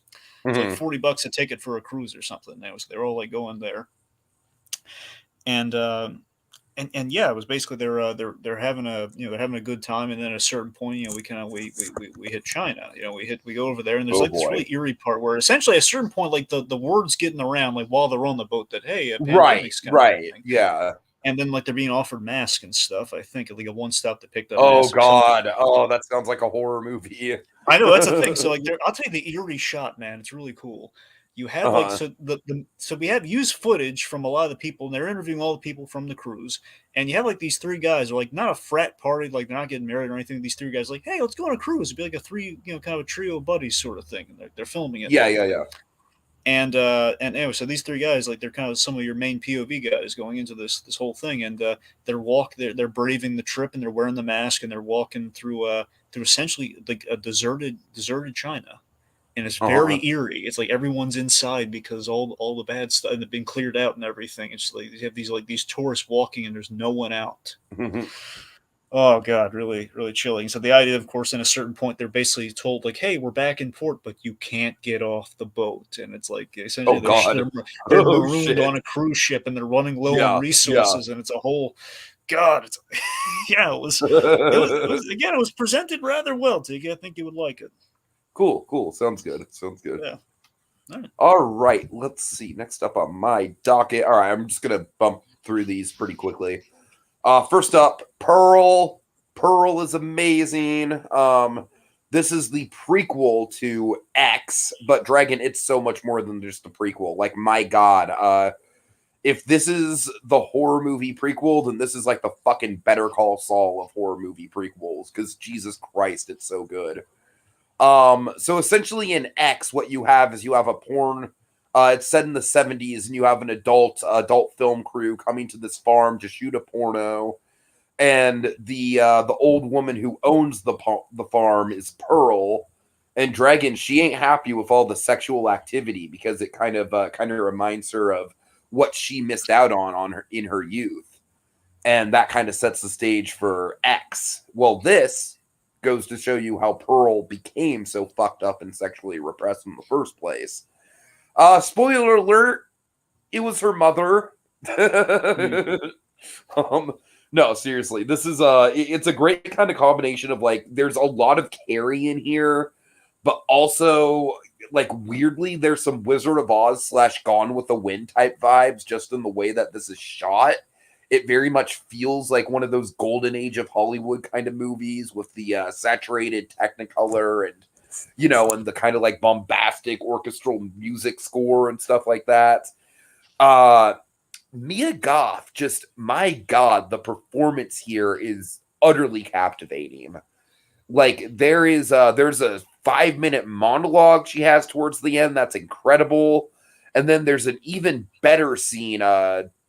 Dragon, I know you didn't really. I know you weren't blown away by this movie by any means, but do you remember the ending of Call Me by Your Name? No. You don't remember how it's like you see Timothy Chalamet like sitting in front of the fireplace and it just holds on his face throughout the credits? Yeah. Yeah, this does something very similar. It just holds on Pearl's face throughout the whole credits, but it's absolutely mind-blowing. Okay. Oh man, it's crazy. I just have one question about this movie. Yeah. Is DD Mango in it? No. Okay. Although I could very much see some very funny, like animated music video type things using Pearl songs attached to footage of this movie. No, but honestly, Dragon, this barely even feels like a horror movie. Like it really doesn't. This is a character study about a crazy person. And because of that, I feel like it's got a ton of Albuquerque verse upside in it, as far as like, sort of like the visual way in which it tells the story, the acting. Even if you don't know anything about X, I would honestly put this far removed enough from the horror genre to be like, I could see you getting into this if you did give this a shot, because just based on the performances alone and kind of like, how it kind of like twists up the, the subgenre of like the lonely girl living on the farm with with her head in the clouds and a heart full of dreams, it very much twists up that formula. It's a very, very interesting movie. And I'm just going to say it. It took me, I've been kind of going back and forth between this, Barbarian, and maybe a couple others. Nope certainly is up there as well. Pearl, as it stands right now, it's my number one in 2022. Really? Yep. Okay. As it stands right now, it is my number one. All right. Well, again, the last one's all right. Good night, mommy. All right. So this is not great. Hold on, sorry. This is about Jesus, I just became Canadian for a second. This is about two kids who their mother is, we don't know exactly what happens with their mother. It's kind of like a mystery. Like they're away from their mother for a while, for at least a period of a couple of years or something like that. We assume it's probably like a divorce or something like that. They go to see the mother for the first time after a couple of years, and her face is all wrapped in bandages. And she's acting a little erratic. And the kids start to wonder if it's actually the mother underneath the bandages. And that's the whole movie, and it's so slow. Dragon, I don't know. This movie is just like, it had a very good hooky premise, but it just takes forever for this movie to go anywhere. I mean, there's just these really drawn out scenes of the kids sitting in bed and, speculating on whether or not the mother might be just slightly different, and it's none of the differences or none of the erratic behavior are really that interesting. and the ultimate resolution to what's going on isn't satisfying. Yeah, I mean, after Barbarian and Pearl Dragon, I kind of hated this one. This was by far the bottom of the barrel when it comes to horror this month goes. Okay. All right. Okay, let's switch gears. Let's get to some TV. Let's see what's on. All right, so Cobra Kai season 5. Yeah. You and I, we kind of have the unpopular opinion that season 4 was probably our least favorite season thus far. It was a good season. We just kind of agreed that the focus was kind of all over the place. There were a lot of plot threads. It felt like maybe they were spinning their wheels just a little bit with, like, okay, what can we do with next season? Let's bring Chosen in. Well, Dragon, little did I know that one decision to bring Chosen in was going to just completely revitalize the show, because Chosen is just like an absolute delight. And then I think even beyond him, this show is just the writing and everything is just way, way, way more on point than it was in season 4. I think they finally got it back to where, the sides are like, I think season 4, another thing that was kind of muddy was the fact that, you had the Miyagi-Do and Eagle Fang students, and they were kind of like in that awkward transition of, like they wanted to work together, but they were still kind of rivals. We don't get any of that BS. We have 2 clearly defined battle lines this season, and it's great. Stingray gets some really fantastic stuff to do. The flashbacks, I wish there were a few more flashbacks this season, but the ones we do get are all great. Yeah, just overall, I think this season really, really was a great return to form. Yeah, agreed. Of course, this season we go to war with Terry Silver, and of course, Chosen being on our side is tremendously helpful. I love the fatherhood angle with Johnny. I love that. That was a great component of the season. We kind of resolved a lot of stuff between Robbie and Miguel. Mm-hmm. Finally, that's good. And I mean, it seems like Johnny's arc is coming to an end, which again, we'll see how this whole Karate Kid, we have like the Karate Kid 3 closure with this. So that's his, with the defeat of Terry Silver. So I'm hoping next season is the ending. I think that'll be the big determining factor, because this season was a win. We are building something big with the big, international tournament. So hopefully that'll be the end of things. Yep. Okay. All right. Let me tell you about Only Murders in the Building season 2. Honestly, Dragon, this show has gotten to the point where it's like I hear so much about it, and so many people are telling me that I would like it, that I'm almost like reluctant to watch it at that point. Well, the reason they're telling you about that, the reason they're telling you all that is because you have to watch it is because of the whole true crime angle, and the podcast thing, the true crime podcast angle. I mean, I guess, but I don't my life doesn't revolve around true crime stuff as much as you might think. I don't know. Well, I know that. I'm just saying they're mentioning like, hey, my friend does a podcast, and he has historically said he likes true crime podcasts. I'm going to recommend this show to him. I mean, it's pretty straightforward. Fair enough. Wouldn't you agree? So that's the main reason they're telling you about that. But beyond that, also, it is of quality. It's funny as well as has like great dramatic stuff. I know there's one episode in the first season that'll blow you away, but beyond that. I mean, the style of the show continues to be great. Narratively, this season we explore a lot of different perspectives. Like certain episodes are following different characters. Let's see. So I mean, this season it picks up where last season left off on the cliffhanger, in which essentially our three leads on the big kind of cliffhanger for, oh boy, if we do a season 2, our guys have been framed, are suspects, and have been kind of framed for murder, and that's kind of what they're dealing with in the second season, which is pretty good. Nathan Lane, who was in the first season, he's rather good in the first season. He has like a big revelation this season, which is interesting. We really get into the Selena Gomez character, really get her backstory, Mabel's backstory, and in the end, it was rather compelling. We kind of find out why she's into the true crime thing in the first place, and kind of got an answer there.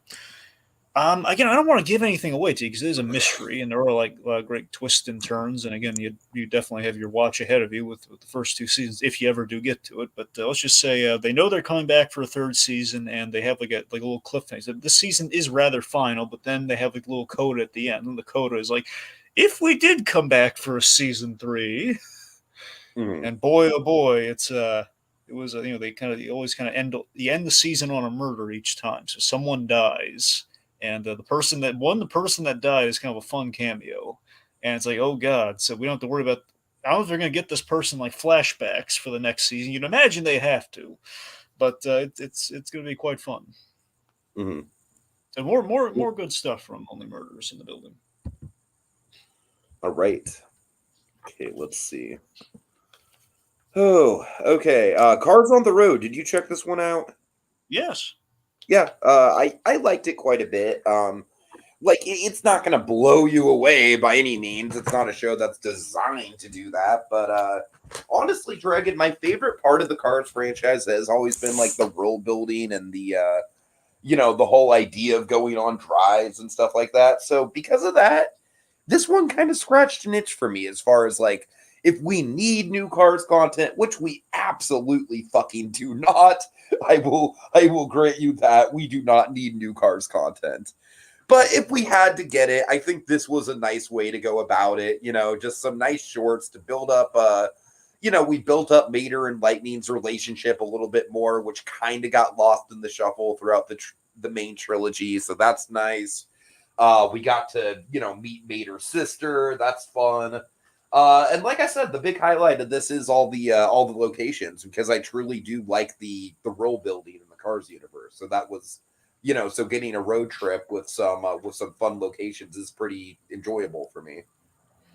Yeah. I mean, I rather like the cartoons thing that we've had before with like Mater's Tall Tales and such. So, I mean, I agree. I think Cars is kind of more patently fitted for.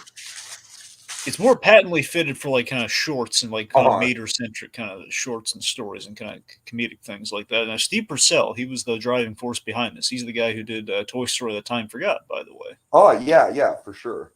And I mean, I thought overall I don't really have like kind of glowing stuff about it. It's just more so like it's a cute little road trip kind of thing. We have like these little stops along the way to his sister's wedding, and we have like it's overall it's very cute. It's set after Cars 3, and I think the big thing for me is I love the stop that I think I wonder if you felt strongly about this one as I did. The Haunted Mansion kind of Shining episode was really good. That was really fun.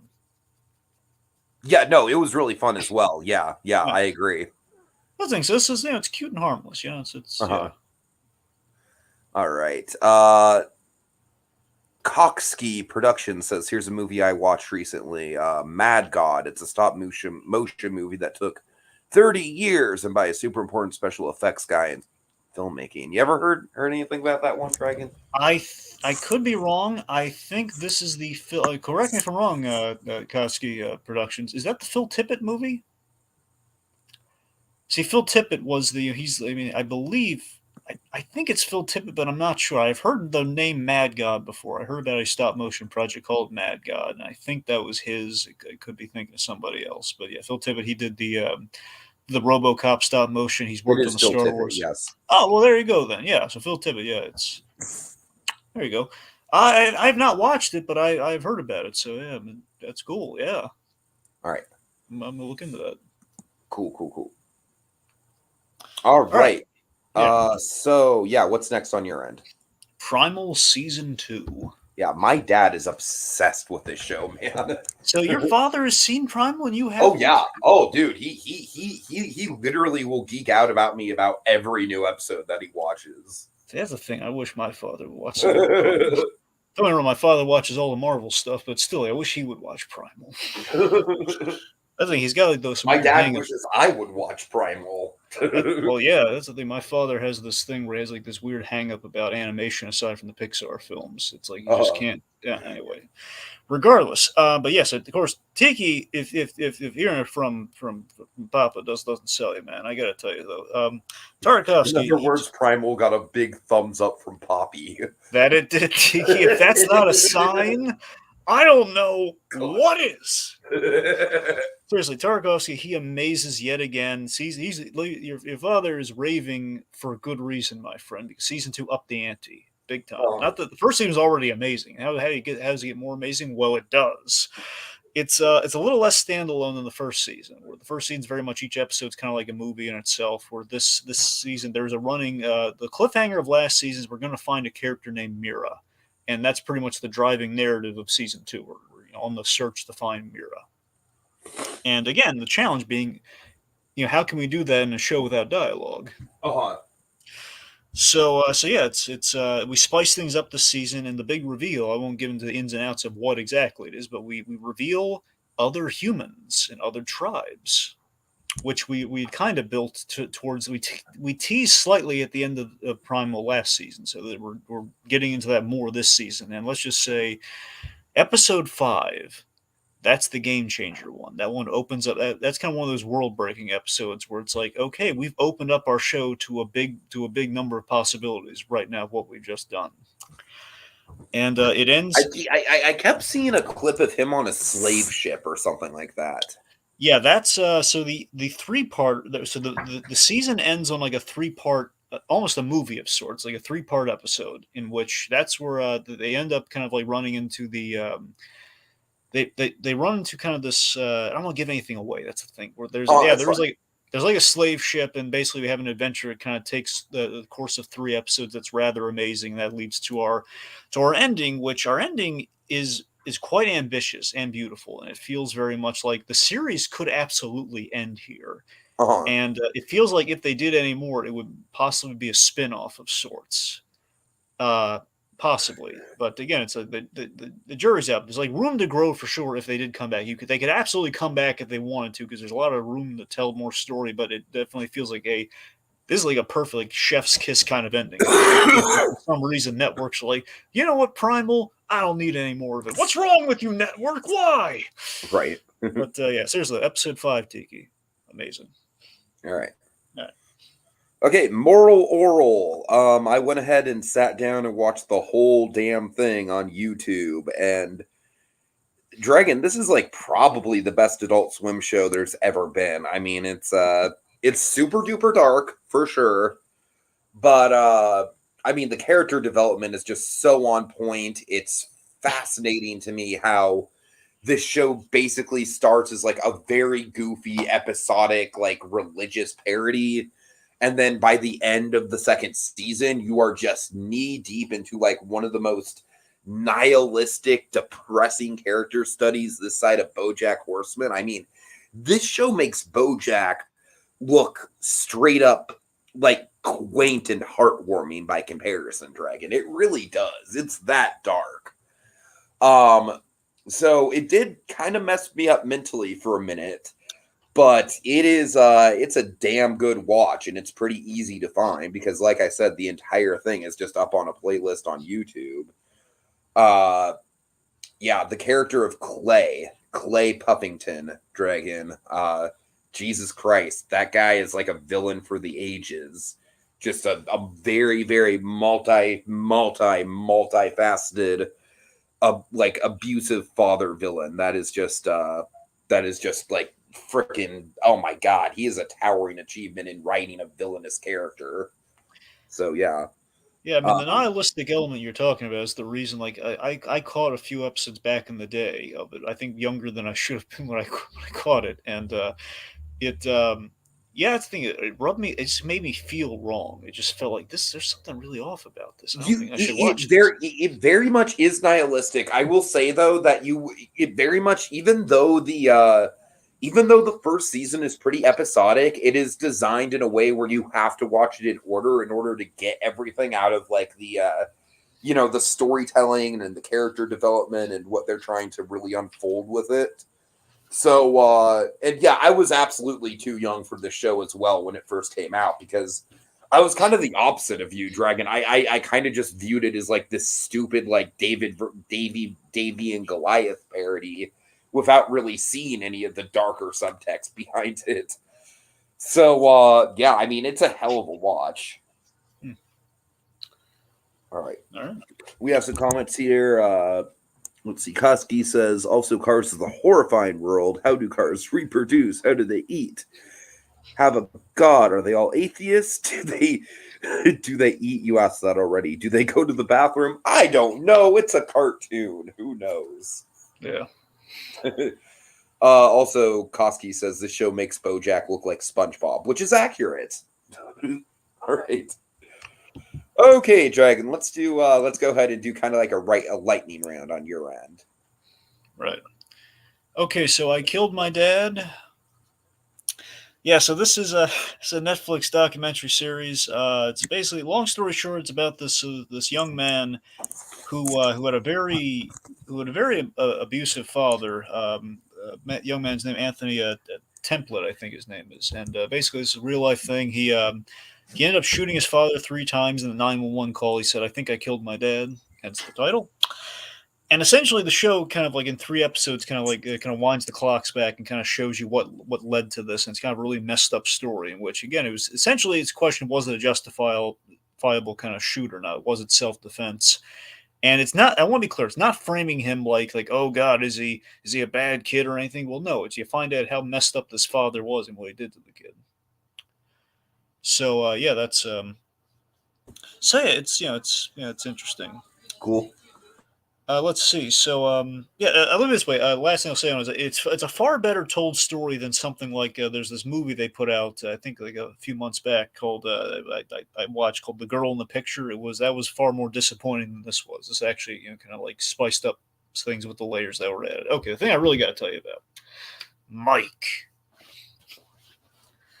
So yes, Mike is so Hulu is on fire this month for me because of course they did Only Murders in the Building. They also did Mike, which is a Hulu miniseries. Oh yes, Mike, the most anticipated movie about everyone's favorite shrimpy comedian writer, Mike White. Can you imagine? No. All right. I'm sorry. Go ahead. So yes, this quality miniseries. Seriously, this is produced and directed by Craig Gillespie. So the guy who did I, Tonya. He also did Gillespie did the Pam and Tommy show recently. So this is about Mike Tyson, and it was very well done. Part of me just thinking, give Gillespie all the sports biopics. That's the only way you're going to make me watch him, really, because this guy knows how to make the sports stuff compelling. He does. Because they're not about the sports at all. They're about the personal, kind of like the troubles of these figures. So basically, the framing device. I could see him doing like something like maybe like the Barry Bonds scandal. Yeah, absolutely. Yeah, for sure. Yeah, because anybody's done the infamous Tanya Harding that shit, man. Because essentially, what you have is, think about it. Gillespie's kind of, again, he's like, you can't say he's like been the director on everything on all of these, but let's just say he's not the showrunner on all these, but essentially, Gillespie, he's told, he did I, Tonya, which is about the infamous Tanya Harding, kneecapping thing. We have we have the ear biting with Tyson, and we have the sex tape with Pam and Tommy. It's all about the controversial. So I assume the ear biting is like the big event of this series, right? Yeah, so that's the cool thing. So the framing device is Tyson is doing. I assume Tyson's probably done this sort of thing in real life. I don't think it's like an actual literal like this is exactly what happened. It might be an artistic liberty. I'm not sure. Tyson's doing like a one-man show talking about his life, but the way he's doing it is he's doing it like in a completely raw way where he's like not shying away from anything. He's like kind of a self-reflective sort of thing, talking to an audience in a room on a stage.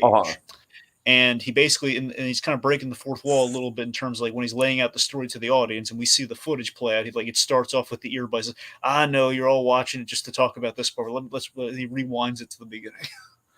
So it's building to the ear bite. So the ear bite's like not the ending of our story. That's funny. So that's the thing. So it's a very unflappable look at Mike Tyson. Now, Mike Tyson was not involved at all with this, by the way. He did not approve this at all. He doesn't like this thing. I want to be very clear. I'm not surprised. And the audience is, here's the thing. I don't understand why the audience is split on this guy. I thought this was expertly done. I really do. So Tyson. I feel like audiences these days, like I said, they are just kind of starting to get a little bit more sensitive about real world stuff. I really think that's what it is. That's the thing, though. But I mean, it happened. But it's at least we're presenting it in a way that kind of makes you think about it versus like, oh God, it's so horrible, and turn my nose up at it. I don't know what to tell you, Dragon. It's just current culture for you. I know it's a thing. So, but there's the Tyson. The idea, the way we're presenting with Mike Tyson, who, by the way, is played by Trevante Rhodes, who played the kid in Moonlight when he was growing up. He played him in the third act of that movie, so it's the same actor. Uh-huh. Who does a really great job playing Tyson. And essentially, it's like Tyson. The idea is he has a good heart, but he's kind of he was unapologetically a bad kid growing up in Brooklyn, and it's kind of like this kid got kind of turned on to boxing, and then he kind of channeled a lot of that into boxing. And Harvey Keitel plays his boxing trainer, who essentially adopted him, and that's like the only healthy relationship he had, and even that was a little screwed up if you thought about it. And we have Don King as the bad guy. The show gets a lot right. Each episode's like a check-in point at a different point in his life, and we're not shying away from the stuff like obviously like the rape allegation thing, and we're not then the ear biting and like the whole this whole mess with Don King. So it's a really it was a really interesting. I just love how fearless they were in approaching this, and again, kind of like it very much it has an I, Tonya vibe, which I really like that movie. So there's definitely kind of it's not a Scorsese vibe like that one was, but it's something kind of special. So I highly recommend Mike. Cool. And lastly, I'd say probably, not last, second to lastly, penultimately, Dahmer, Monster, the Jeffrey Dahmer story. I hate that title, by the way. I know, it should just be Monster, the Jeffrey Dahmer story. I didn't name it. Or Dahmer, Monster, or something. Yeah, but there are other things that might be called Dahmer. I think that's why they couldn't just. But you're right, though. We should have simplified it somehow. So Ryan Murphy. So Ryan Murphy gets around. He does the American Horror Story. He does all the American Story things, like American Horror Story and American. And I've heard that this is essentially like a good kind of like it's the best of both worlds as far as American Horror Story and Crime Story kind of blended into one. That's the elevator pitch I've been hearing about this. Yeah, I didn't want to steal that elevator pitch, but that's absolutely accurate though, Tiki. Yes. So it's that, and also so Ryan Murphy. He did this, and basically. We make so many things about serial killers these days, but usually it's like a number of Ted Bundy or John Wayne Gacy's very selectively. I'm not saying we haven't done it a couple times before, but very selectively do we do Jeffrey Dahmer because his actions are so atrocious and horrifying. And because of that, we did it here, and I think we did it with purpose. See, some people say this would be exploitive because, it's a whole... No, but this is the one exception where it's like it is getting hype. People aren't saying it's exploitive. I mean, the actual event is pretty fucked up, but I have heard people say this is being treated with class. Yeah, I absolutely think it. I absolutely think it is being treated like the utmost, like in regard for the story here, where it's remarkable. I think it perfectly captured it.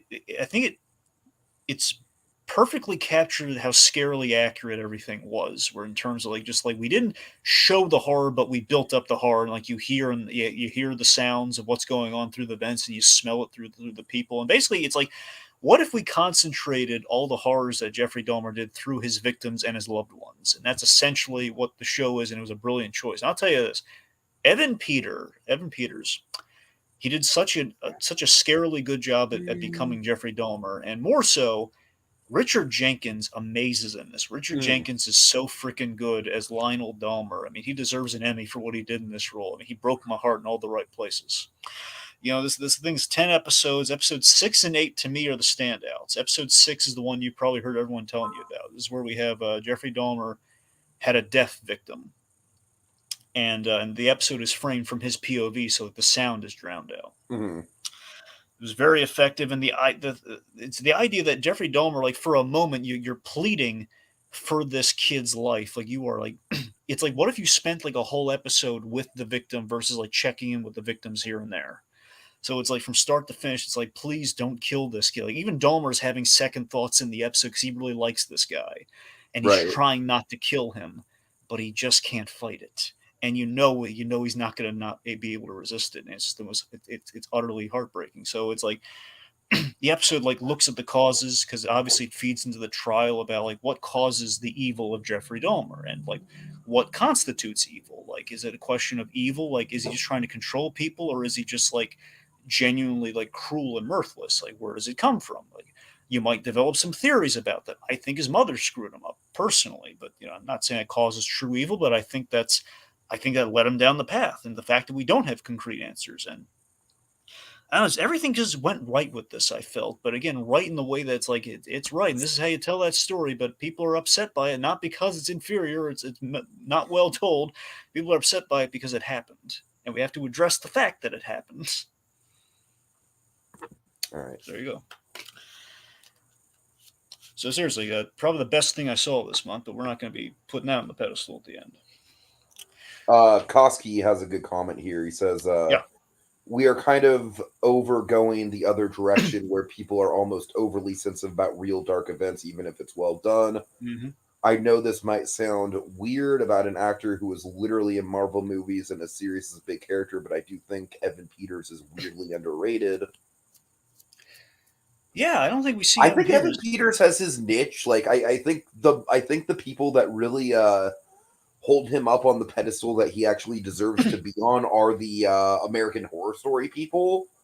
But the people that aren't into that, and I'm honestly one of those people that's not into American Horror Story, like they struggle to see him as more than that, but I see it.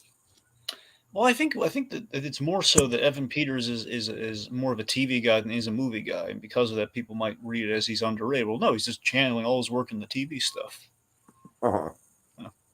Okay, and lastly, just real quick, Resident Alien Season 2. I just realized I finished the season, like, oh god, I have to add that now. So yeah, this is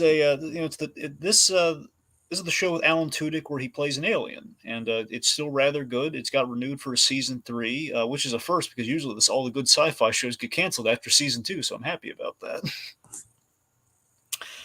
I'll admit, this season, this I think the first half of the season we have some of our subplots kind of spinning their wheels. It's not that it's bad; it's just Alan Tudyk's very much the heart of the show, and that's where all the great stuff is. And we have side characters doing side character stuff. And it's like, oh, this is good, but it's not really, it's not really like top tier like the other stuff.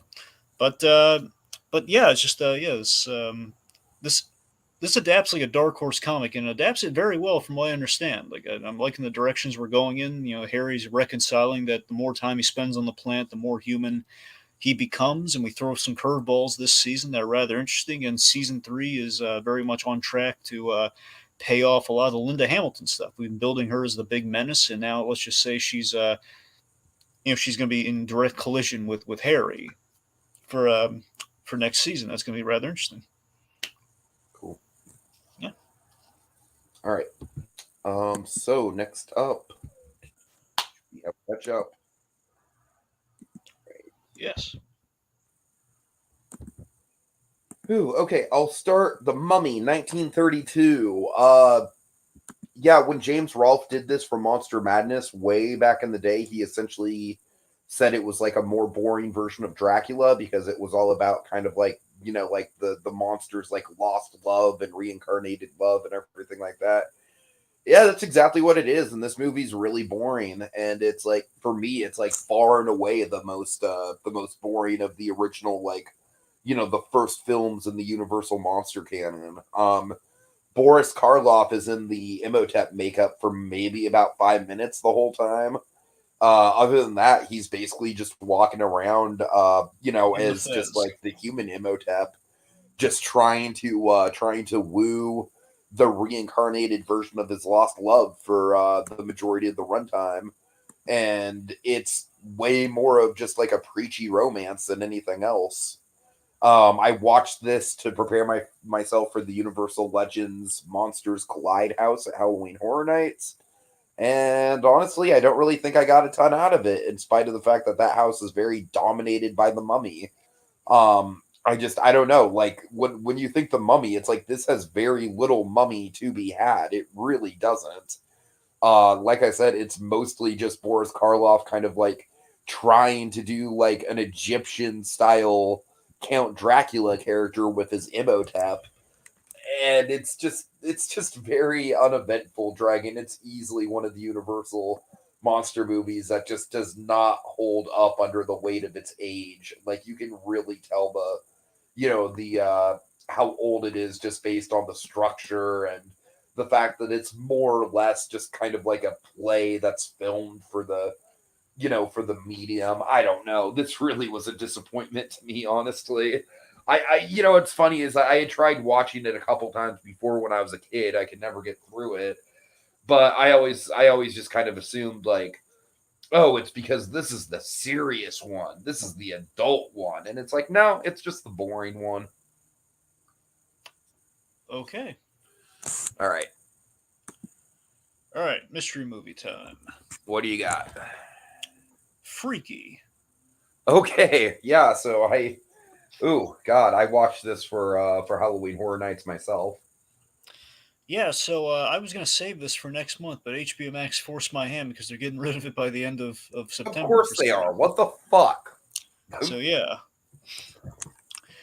But yes, so yes, again, as you know, it's a slasher version of Freaky Friday, which is a really interesting premise, which did always kind of intrigue me to kind of watch. And I kind of eventually, after you watch it, you gave it a recommendation. I figured I'd give it a watch because I like horror comedy. Uh-huh.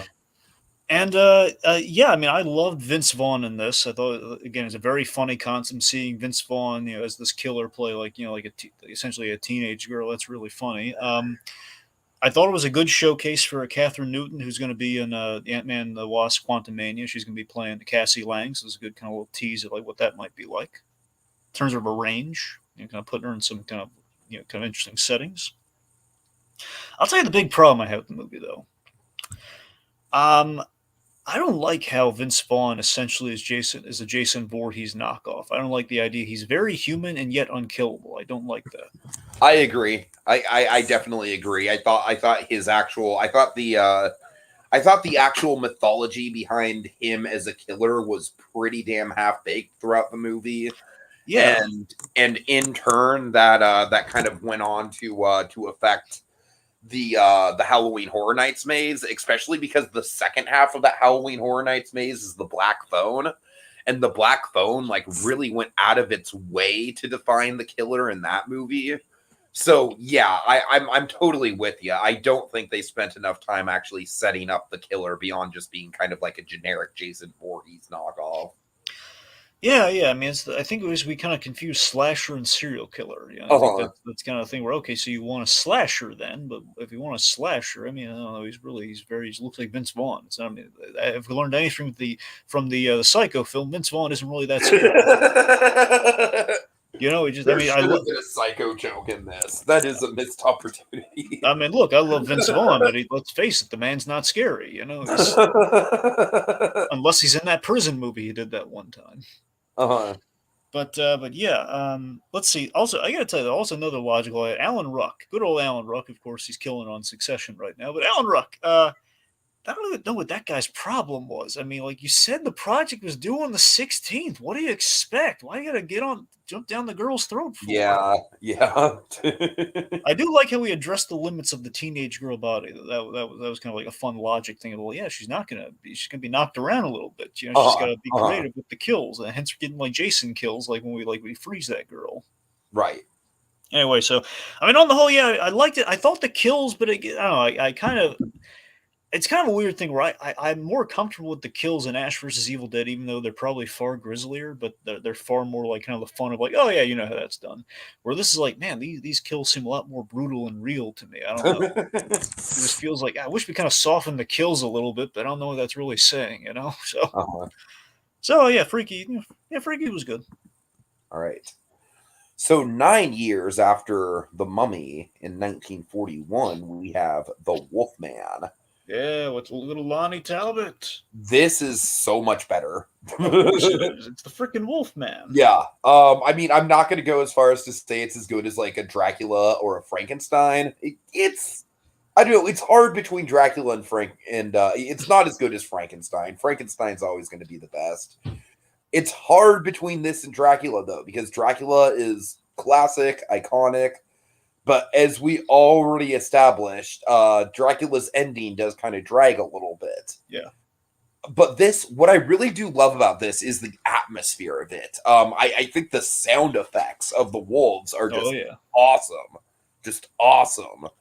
And of course, yeah, like you said, Lon Chaney, the makeup. I mean, as you know, I kind of got into a little bit of a Lon Chaney Sr. kick a while ago, so it's cool to see Lon Chaney Jr. in this. I love Jr. so much. God, I love Jr.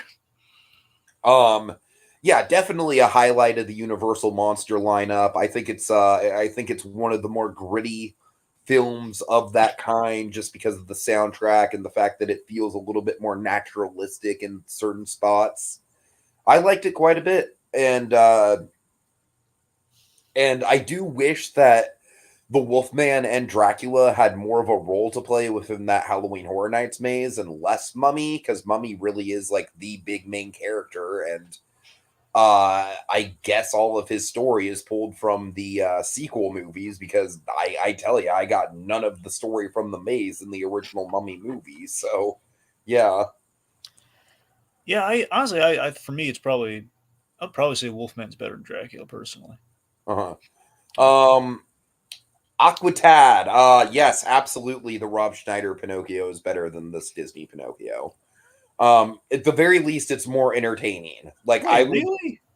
I would turn that Pinocchio on for the so bad it's good watch of it all way quicker than I would turn this Pinocchio on just to be like, okay, let's get some Robert Zemeckis whimsy in there. Yeah, I don't know about that. I think that's I'd probably go with this Pinocchio over that one. All All right. right. Okay, let's see. All right, so then adaptation. Yeah, I was actually really happy to see this on your list. So remind me, you've seen this, right? I have recommended it to you before, yes. Just want to make sure. That's what I thought. Oh, Yeah. So yes, of course, this is the lauded Charlie Kaufman, Spike Jones flick. Because yeah, I remember they did being John Malkovich together, and then beyond that, Charlie Kaufman's done a number of other things. He just kind of wrote, but that's the last time those two guys collaborated, I think. yeah. So he just got nominated. I think Chris Cooper won an Oscar for it. It's a very meta concept, like Nicolas Cage playing Charlie Kaufman's an inspired choice. But he's not just playing Charlie Kaufman, he's playing Charlie Kaufman and Charlie Kaufman's fictional twin brother. Yep, I had to look that up, by the way. So there's no way. I was thinking there's no way that Charlie Kaufman has like a twin brother. It's got to be. And he But does thank you. not. No, it doesn't. It is too good to be true. So yeah, we have Nicolas Cage in a double role, playing him and his twin brother. It's So that's the thing. So the concept. I really like the concept of Charlie Kaufman, basically doing this really meta thing where he is. Did you ever hear about the making of this thing? Yes, I did. Yeah. Yeah, it's such a. To me, it's hilarious. Where the idea that Charlie Kaufman essentially was developing the Orchid Thief into a movie, but he was having such a hard time. I theorize this movie is essentially what came out of the creative process of trying to adapt the actual book within the movie. So here's the thing. I think something the movie kind of nails. I love to hear. I think I love the premise of the movie more than the movie as a whole, but because I think it did too good a job with the meta contextual element. It's so heady. Because I think the gag here for me is that, okay, so the whole reason this movie exists is because Charlie Kaufman's having a hard time adapting The Orchid Thief, and for the central reason I posit being that The Orchid Thief is like the most boring story ever. Now, the problem with that is that The Orchid Thief, even as is represented here, unfortunately, the non-Charlie Kaufman side of this movie, rather boring to me. Uh-huh. So unfortunately, it's rather important as getting to our climax and everything. So I mean, that's the thing where I love, Brian Cox. He was the standout of this thing. I love Brian Cox's brief scene where he's the writing, and he's like the having the writing workshop, and he tells him about nailing the know your ending, the old writer's adage. Like that's the thing. Like, I'm loving the strides that Charlie Kaufman's going through and everything, and all the things are like very true to the business and all that. I just like the story with his brother was like there was like kind of a resentment and a respect for his brother, and I love like the dynamic. He keeps telling him things that he's getting wrong. He keeps like, brother no, almost kind of reminded me of the two different versions of Nicolas Cage in Unbearable Weight of Massive Talent. I know, right? Me too. Yeah, you have to wonder, did they get guessing when I was watching this for the first time? I was wondering, wait a minute, is he imagining this like the Nick Cage in Unbearable Weight of Massive Talent? Right, yeah. Because until the girlfriend showed up, I was thinking, wait a minute, we're not seeing him with any other people. Is he just imagining this very... So yeah, that's kind of where I'm at. I just feel, I just did not care at all about the plant thing, because I just thought the plant thing was the most boring thing on the planet. It's like, so we're just basically Totally we're fair. debatably smuggling like flowers in the swamp. That's our story. Like, why is she? Like, it seems to be a rather big jump. Like, we have to kill him. Well, why do you have to kill him? You're snorting flowers. Who cares? Uh-huh. You know, it's like Mighty Mouse. I don't think anyone should really care about this. Yeah.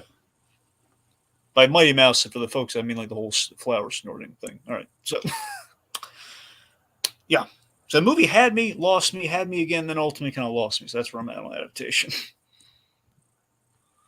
Okay, I'm gonna actually go ahead and switch the last two that I have around because I like the last. I like Hell House a lot more than I like Haunt, so I'll go ahead and end on Hell House. So let's talk Haunt.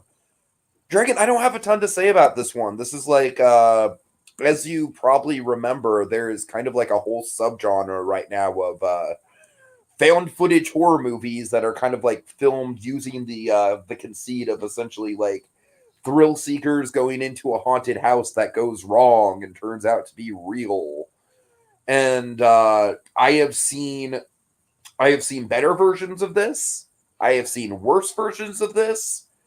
Haunt is very much in the middle, and honestly, like it kind of plays that premise so straight that I barely even remember a lot of it.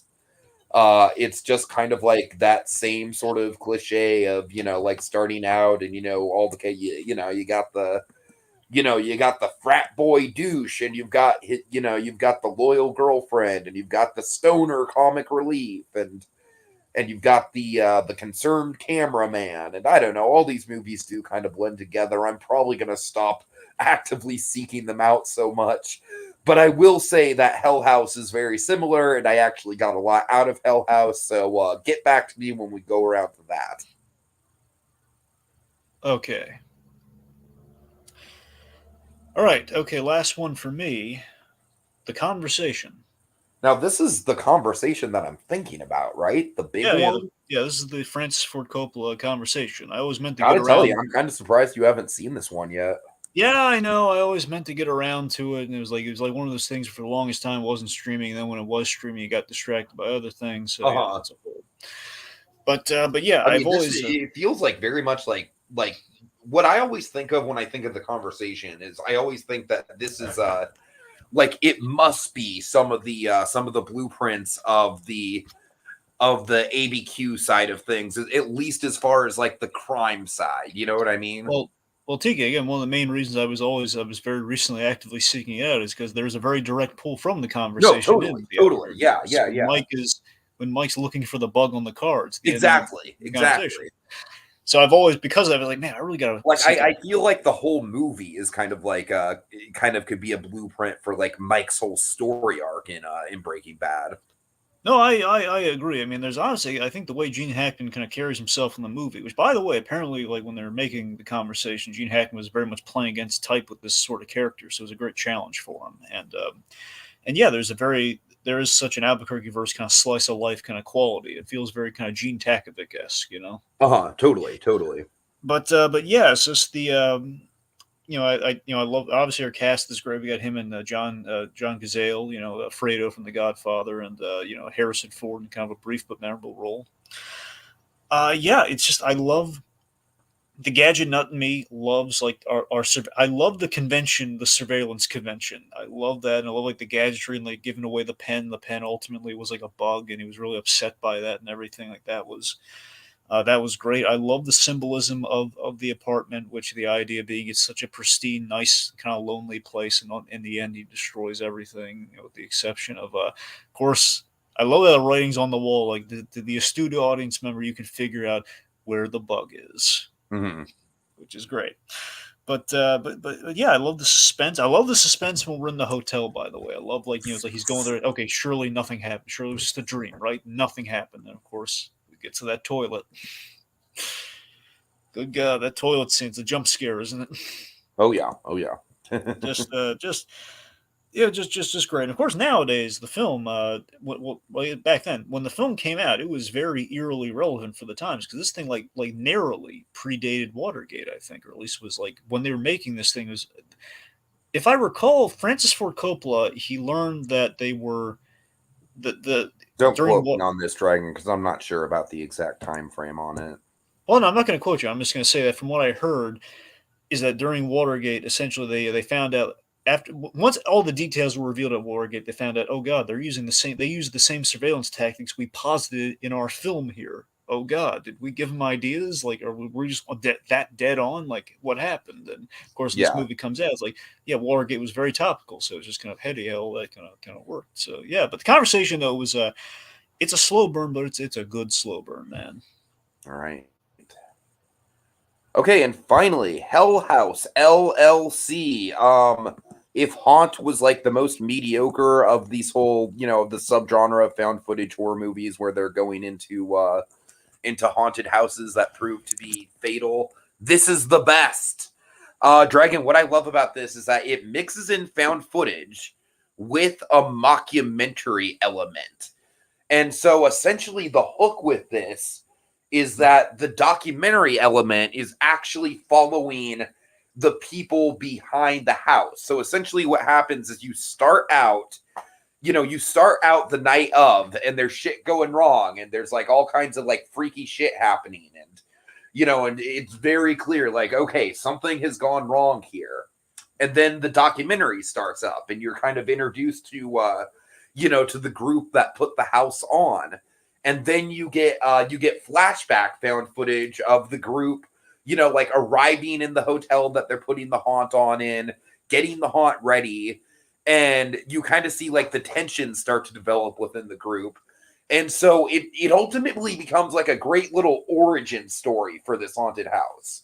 And I love this approach to it because it feels so fresh compared to like all these other types of movies that are quickly becoming a stale subgenre of the found footage genre, where it's like, okay, like just stumble upon the haunted house, and the haunted house is already full of like, inbred like carnies or whatever the fuck. No, this is very much just like the whole horror of this stems from the fact that it's a haunted house operation that the people running genuinely wanted to get right, but the actual horror and the bad shit that goes down all stem from a lack of communication, and then also internal disagreements within the crew. And it's almost like a morality tale in that regard.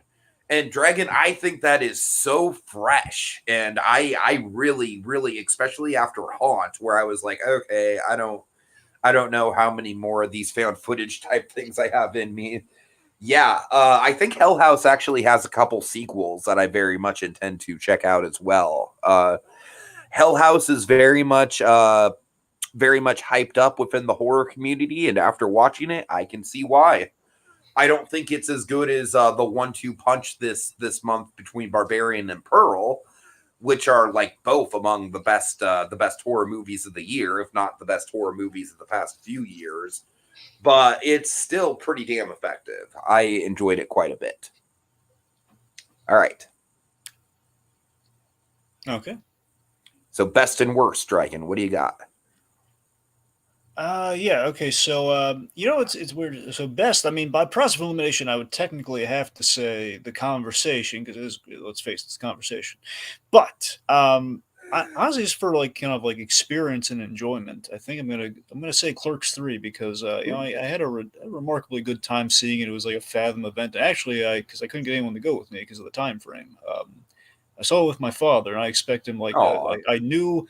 I had no idea it was going to. I figured, okay, well, I'm just gonna have to drag him there. I don't, I'd see, I agreed to go. I was thinking he's not going to enjoy this thing at all, but he loved it. I was very surprised by that. That's cool. That's cool. So I probably because he could relate to a lot of the themes in it.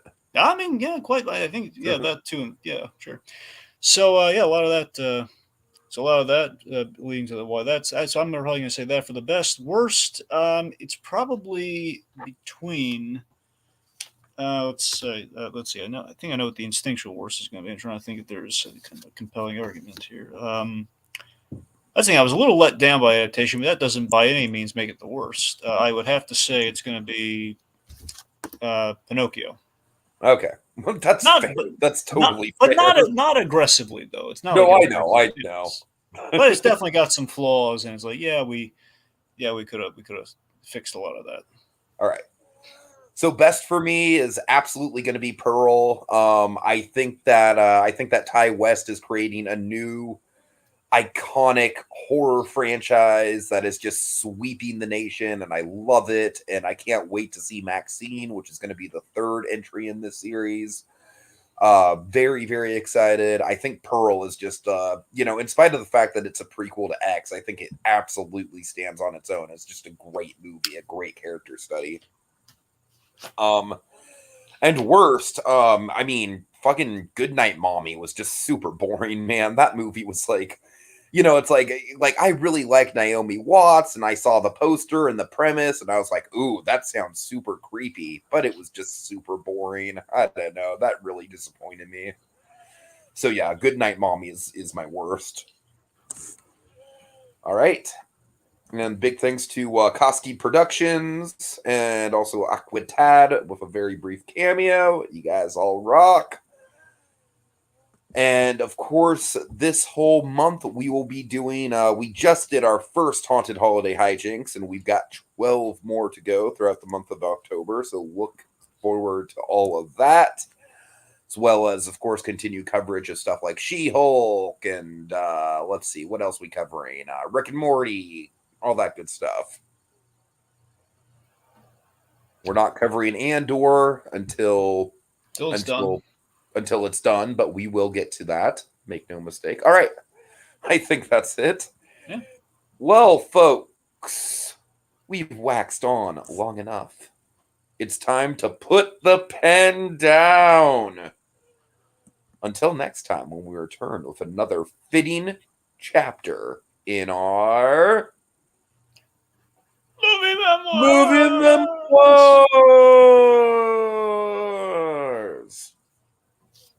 Chris Pine. Elijah Wood.